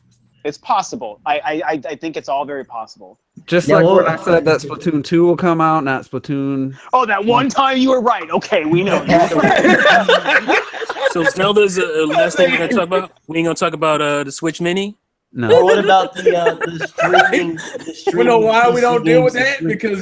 Because you flipped out as we saw in your video today too. Yeah. People thought I was serious. I don't- Don't I sound like I'm joking? I mean, No, you. Oh, I didn't even see it. I thought I wasn't sure, but we don't need to talk about rumors and speculation. We got like a lot of actual stuff to talk about. So let's just go into Zelda updates because Rob hasn't been on in a while. So why don't you just tell us, where you at in the game and what you got? What do you think you have left before you're going to go face Ganon? Yeah. So having come back from a vacation, the vacation really put a damper in me finishing the game. Obviously, it was a good damper because I got to do the greatest vacation in history. But now that I'm back and can actually play this game, I'm finally like making a strong push for the last Divine Beast, which for me is the Rito area and the flying beast thing, whatever that thing turns out to be. And it's really exciting. Like these last 2 days, I've played so much Zelda because I was craving it and I couldn't take my damn Switch with me because I didn't get my damn case I ordered a month ago. And it was really aggravating, so aggravating. And I have the last Divine Beast I'm going to. I've done a bunch more shrines. I'm at like 70 shrines now for myself, which feels like a lot. You guys have like 100,000 shrines. I've got 70. And I just before I stopped playing to get on the podcast, I had gotten to, I can't remember what it's called, but like I got my second to last tower. I have one tower, one section of the map. The very, very northwest section is what I still have left to go. And I activated that tower, and I got there was a stable near there that tells you, oh, go across the bridge. And once you climb the tower, if you follow the shadow of the tower, you can find at noon or whatever. Yeah, you can find a great fairy. And I'm like, oh sweet, I want to find this fairy. And I've been circling around trying to find it, and I freaking can't. I don't know where that thing is right now. Did you understand like why he said like a specific time? Because I'll just say when you can see the shadow from the tower. When you're on the tower, you can see the shadow of the tower. Sometimes when you get down, the shadow sometimes isn't there. So, and just look around in the daytime, and that's all. I tried, yeah, and that's what I started doing. I'm like, based on the clue, I was like, I should probably be able to just see the damn thing. You can.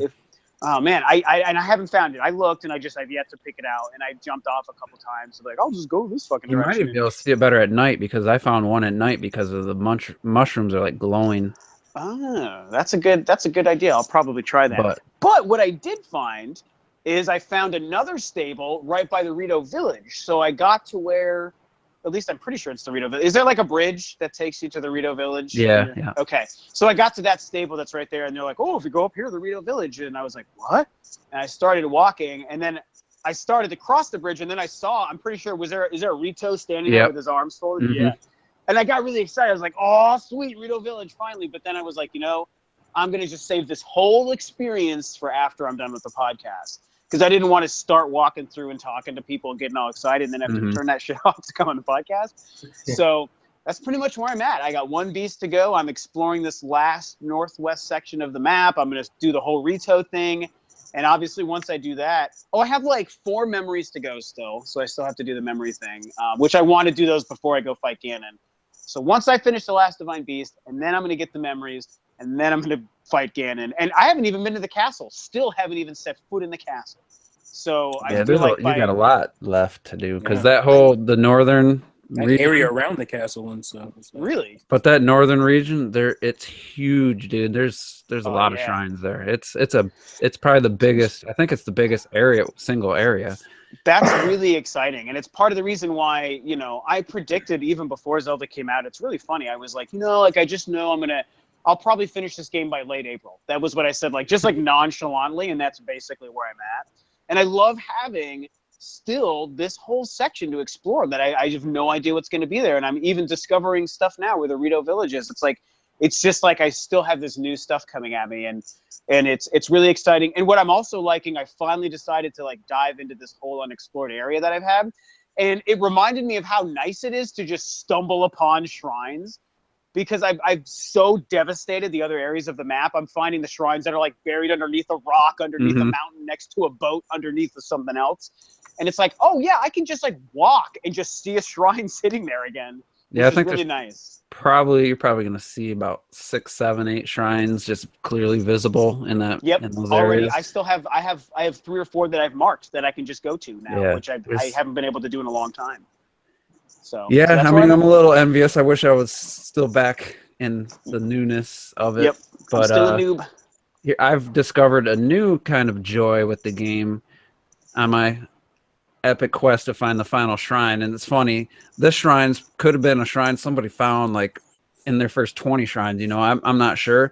It's obviously not one that's visible, and I'm almost thinking it's not one that the Sheikah sensor picks up, because there's been 2 so far that I've found that I'm not 100%, but I'm really almost positive I had the sensor on, and I had no sign, nothing going on. That's happened to me too. That's happened. It doesn't pick up the spring shrines, does it? Doesn't the Shrine Quest ones? It doesn't, because they're underground. Yeah. And there's some that are not Shrine Quest. I mean, the ones that are in the springs. Yeah.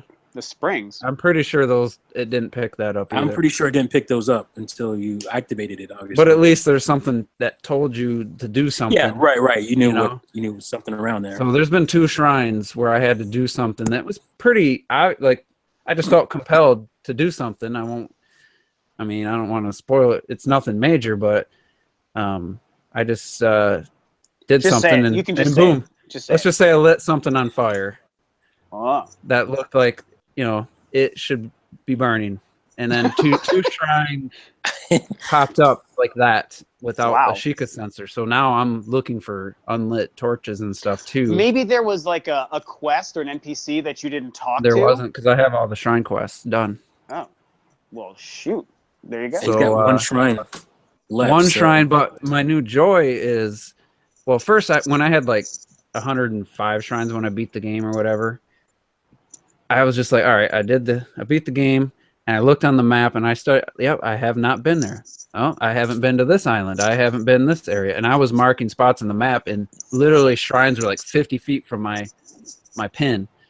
And so I was feeling really confident, and I got to 118, and then I still showed 2 shrine quests that I hadn't done. I told the story where I actually had 1 done, but I didn't activate it. And then I spoiled the other one for myself, and I couldn't stop reading. And I ruined that shrine, which was a really cool one. Would have been a cool one to find. And so I'm running out of spots where I'm just yep, I haven't been there. So I'm in between the spots, where I've been to this area. Yeah, there's this little sliver I haven't been. So I go there, and I'm finding Hinoxes, I'm finding stone taluses, different elemental ones depending on the region, and then I'm marking them on the map with just the skull or whatever. So I'm marking these because I needed a bunch of opals to upgrade my, I think it was the climbing gear, the max level. It was one of the gears you need 15 opals for each one. So I was taking on the stone taluses, and I'm so now I'm marking them, so I know I've been in that area. And then if you get a Korok seed, I know I've been in that area. So there's like an area really right south of the plateau. It's like a river going to the Lake Hylia, and then a little bit further south is like kind of a desert area right at the edge of like the Garuda Desert on the other side of the mountains. And there's like these big fat trees that look like African trees, you know, they're really short, but they're really huge trunks and then have small branches. Well, I was like, you know, I'm going to go to that area again. Well, in between those two areas that I had already been, there's this like ridge line of grass, like this flowing grass and these pine trees, and it's got amazing views. And I was like, yep, I'm finding a shrine for sure. You know, I was so confident.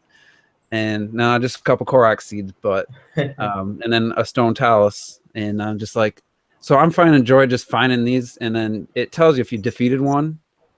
I don't know if you guys have noticed that. If you go to one you've already defeated, it has a star and says defeated. So I'm trying to like, Talus?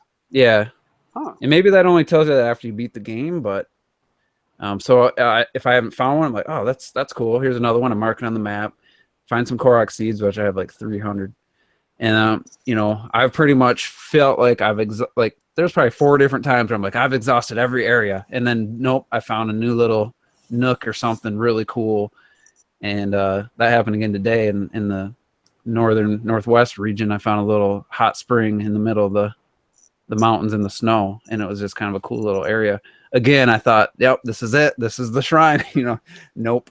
And I'm having fun still, and it's just like, I know eventually I'm going to find it. I hope, because if I look it up, it's just going to ruin all this time I just spent like the last 20, 30 hours trying to find this final shrine. It will just make all that kind of diminished.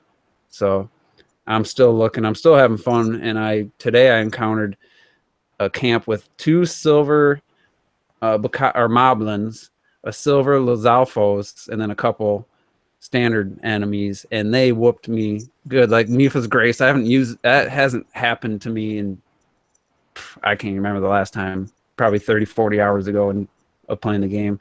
They were just destroying me, and I really had to test my skills and try to, you know, different tactics. So I actually encountered like a combat scenario which was beyond my skill level, and I had to rethink kind of my combat and actually test my skills, and it was kind of a cool little moment today. And I was like, but it kind of made me feel like I didn't know how to play the game too. It's like I've got this much time in it, and I'm dying against these guys. So, you know, there's still a scenario combat moments where I'm still tested. So I think that's cool.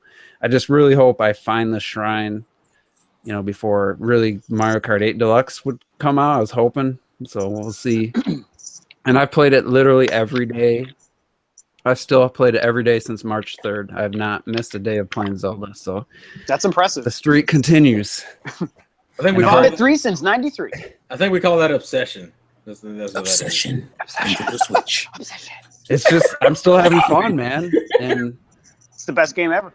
It's like, you know, in Hyrule Field, there's like, you know, when you play the final level, you know, I was kind of wondering why Hyrule Field's kind of empty in a big area, but there's a little forest areas, and there's one that's like around a little pond, like mini lake, and it's very dense, and you walk into it, and all of a sudden it's just, you're in a totally different, feels like you're just in a totally different place, you know, and the sound effects of the crickets, everything comes up, the owls hooting at night. That's my favorite stuff, man. In any it's just video so game, cool I love that stuff.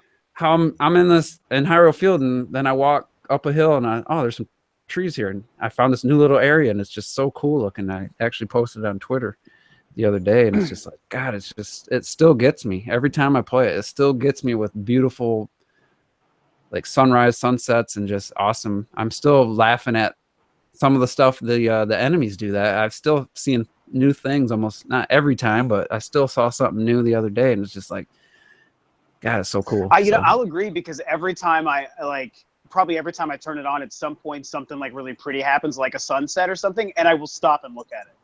Like, that just, you can't not do that with this game.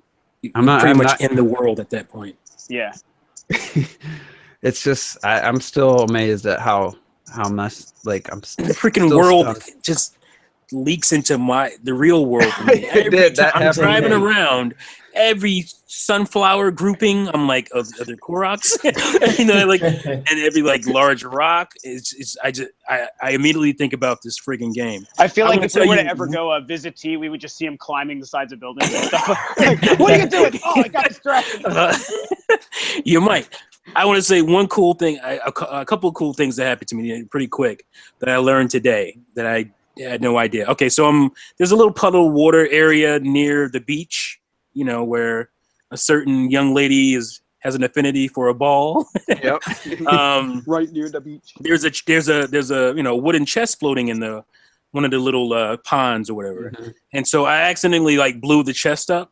I threw a bomb and accidentally blew the chest up, and so the contents of the chest was a silver rupee, and it went down. It sunk down, which, oh my god, that's crazy that it sunk down because the physics of this game is ridiculous. But this is part of that. About blowing up the wooden chest. That's Right. So, huh?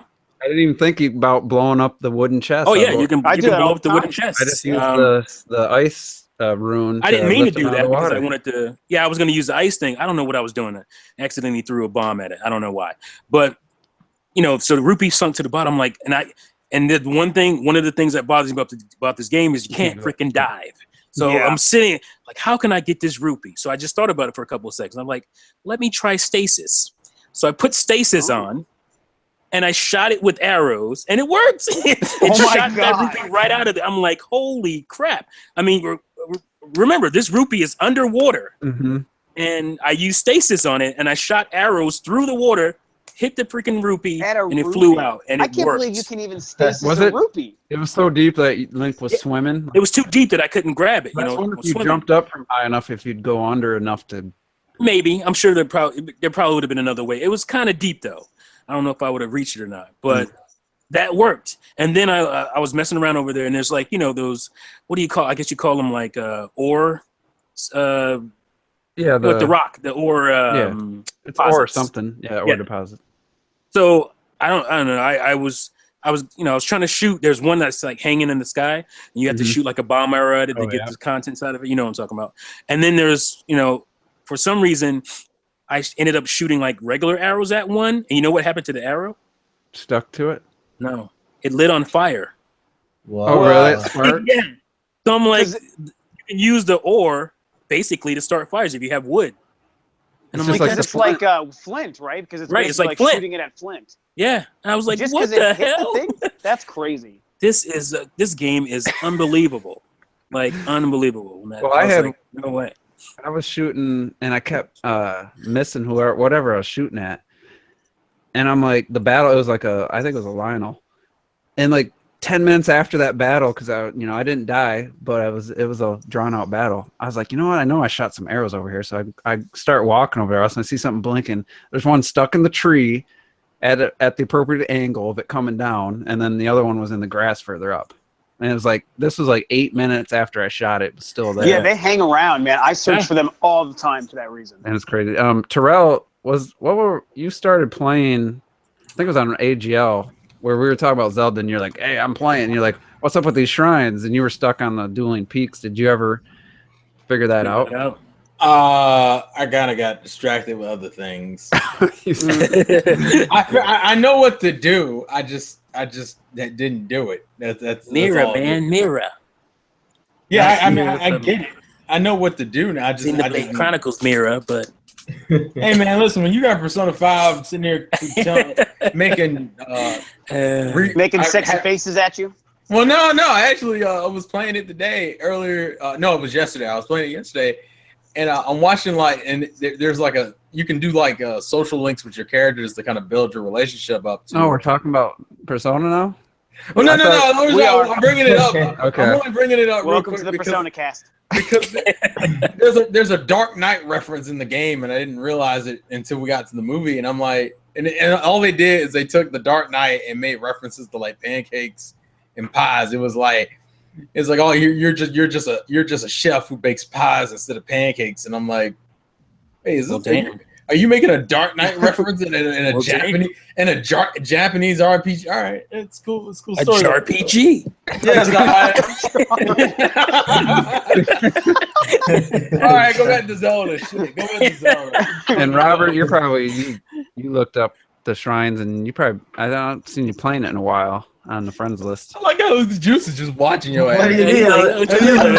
Stop Like 2 days ago. I play late at night though. That's You ain't playing Zelda. And that's you ain't Well, it's like every time I go to my friends list, I see like the first three Juice people are be playing mugging. Zelda late, and then now, like the last week, probably there's been people playing other stuff. I'm just curious what. no. Plus, I I'm mean, I've been playing both Mr. Shifty and Zelda. That's how I've been kind of mixing.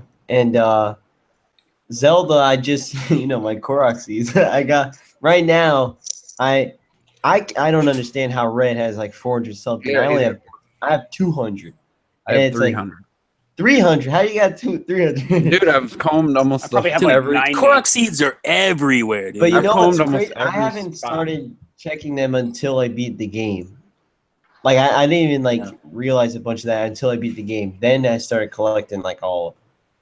That's the thing. But I'm gonna still get 900 even if it takes Some me of 10 them are years. just like so easy. It's like those little sprinkly sprite things floating around. yeah, they're you just everywhere. walk into it. Climb a tree, and it's like from the ground it doesn't show up, but when you get to the top, then it's got the little sparkles to Yeah. examine. But yeah, it's I almost done with Snake Pass. I'm on the last level, and that last world is beautiful looking. Like it's really colorful and blues and reds. It's a great looking level. The previous world was like a lava. Don't And spoil Snake Pass, man. That Yeah, game's I gotta play more of Just that. that game's getting challenging. I mean, it was already pretty challenging on the previous world, but now I'm actually confident where I know I can just go down a bamboo and like get the gold coin and not worry about falling to my death every time. Like I'm pretty good with it. And it says I still have 5 or more hours. I don't like how the Switch it's I only in can't stand it. 5 It's hour annoying. Yeah, I don't like that either. I wish I would have brought that up on my Juice Opinions ways the Wii U's better than the Switch. That probably should have been my number 5. I like seeing my playtime. I don't know why. I've I mean, always don't have it at all, but don't. I think it's cool. inaccurate Yeah, crap. like it's just cool to see how Down to long the you minute. play. Like with If you're Wii gonna U. have it, then just do it right. And don't have. Well, this that advertised. it probably is keeping track to the minute. Like, why Yeah, don't for you just sure. share it? But Like, it's just like it was played Fast RMX for a minute or whatever, and then all of a sudden 5 hours or more. Like the next time I played, Yeah. I only played for 20 minutes. Like That's so I was stupid. so I've been really I want to finish that for sure by the time Mario Kart comes out, and then Fast RMX is still fun. And I was gonna get Puyo Puyo Tetris, but I'm like. eh. Online, you can get it at the eShop for $10 cheaper. It's $30, and I know that would be. I'd almost rather have that be my go-to, other than like Bomberman. Talking about after Mario Kart 8, like something else to play, because I'm really had fun playing that split screen. Well, we can't And I'm like- forget. I mean, in like a month after Mario Kart, Street Fighter comes Yeah. out. Maybe no one's into that, but I'm really excited for that. Oh, I'm excited for Street I Fighter. got less excited after about Samurai Showdown 4, but I never really got into that series. And in 4, I wish it was just Samurai Showdown 1. I like how Yeah. another game got you disappointed in Street Fighter. And I'm just like, I'll tell you I what, don't know. Street Fighter, you can't get it on Amazon right now. Really? It's freaking me out. It said currently unavailable for like 2 weeks. Oh, don't fucking tell me Yeah, that. and I'm like, oh, why didn't I just do it right when I put it in my cart? oh It's not there. no. but I'll Fuck. check Better that spot. I got it Stop it. along with Rhyme. I got Rhyme for $30. Oh, you Yeah, actually no, bought that. $21, my dude. Wait, wait, 21. Oh, you- yeah, 20. Well, it was 22 or Yeah, something you like gonna that. get, Really? Are you gonna get that Tetris? I bought it for $21. Not for no Switch $40. version. Ain't getting no Tetris. Yeah, I'm not into Tetris either. Yeah, That's I'm not definitely a getting Tetris. download title for me. Like I have no Yeah. problem with that being a downloaded If title. it's $30 on download, I probably get that way. Yeah, it's still, I'm it's waiting still for $30 on Sonic, the man. eShop. I want me some Sonic. Sonic. Some Sonic. That's You can Sonic. pre-order Street Fighter on Best Buy right now for. Okay. Yeah, but you got to pay full price, man. I don't. Well, good Game for is I'm not closed, in the son. club. Gamers Club. I'm not cool enough, man. I haven't He's joined a hater. that Cool Kids Club. And plus, I have a $5 coupon from my rewards, so No one wants to hear that's a you. $27 game for me. We don't want to hear Damn. about. You don't want to hear you brag, sir. I'm all gonna right? pre-order Well, that's it right again now. my problem is my Best Buy is such a pain in the dick to get to from where I live, man. It's just We already went over this. Have it shipped to your house day and date for free. Oh, they do that. Yeah. That's right. Best Buy does that, my Yeah. man. Wait a minute. I'm about to say, Robert, I can pre-order it right now. Street Fighter. What? Yeah. Last time I looked, it Today, was still saw- available. They That should was currently on. Let me go yesterday. look. But Yeah, I it have says, that. I'm about to say it says I can pre-order this it is right now. this is after the podcast talk here, so Yeah, we're seriously, gonna. we're Now, boring this- people to people death. have Sorry, to- guys. You're the Anybody- one. Hey, look, this is what happens. All right. I know. If anybody hangs out this It long, might not buy. I appreciate the people. Welcome that to hang the post show, everybody. So Yeah. anyway, that's going to be it for another Juices Loose. Great discussion. We'll skip the final thoughts this week just so we can wrap this up quick. And we'll be back next week with more stuff to talk about and probably some more Zelda. Maybe one more podcast of Zelda until the DLC comes out. We still got, when Rob beats the game, we got to get his take. So just look forward to that. I'm not sure any other topics at this point. We'll find out next week. So we'll see you then.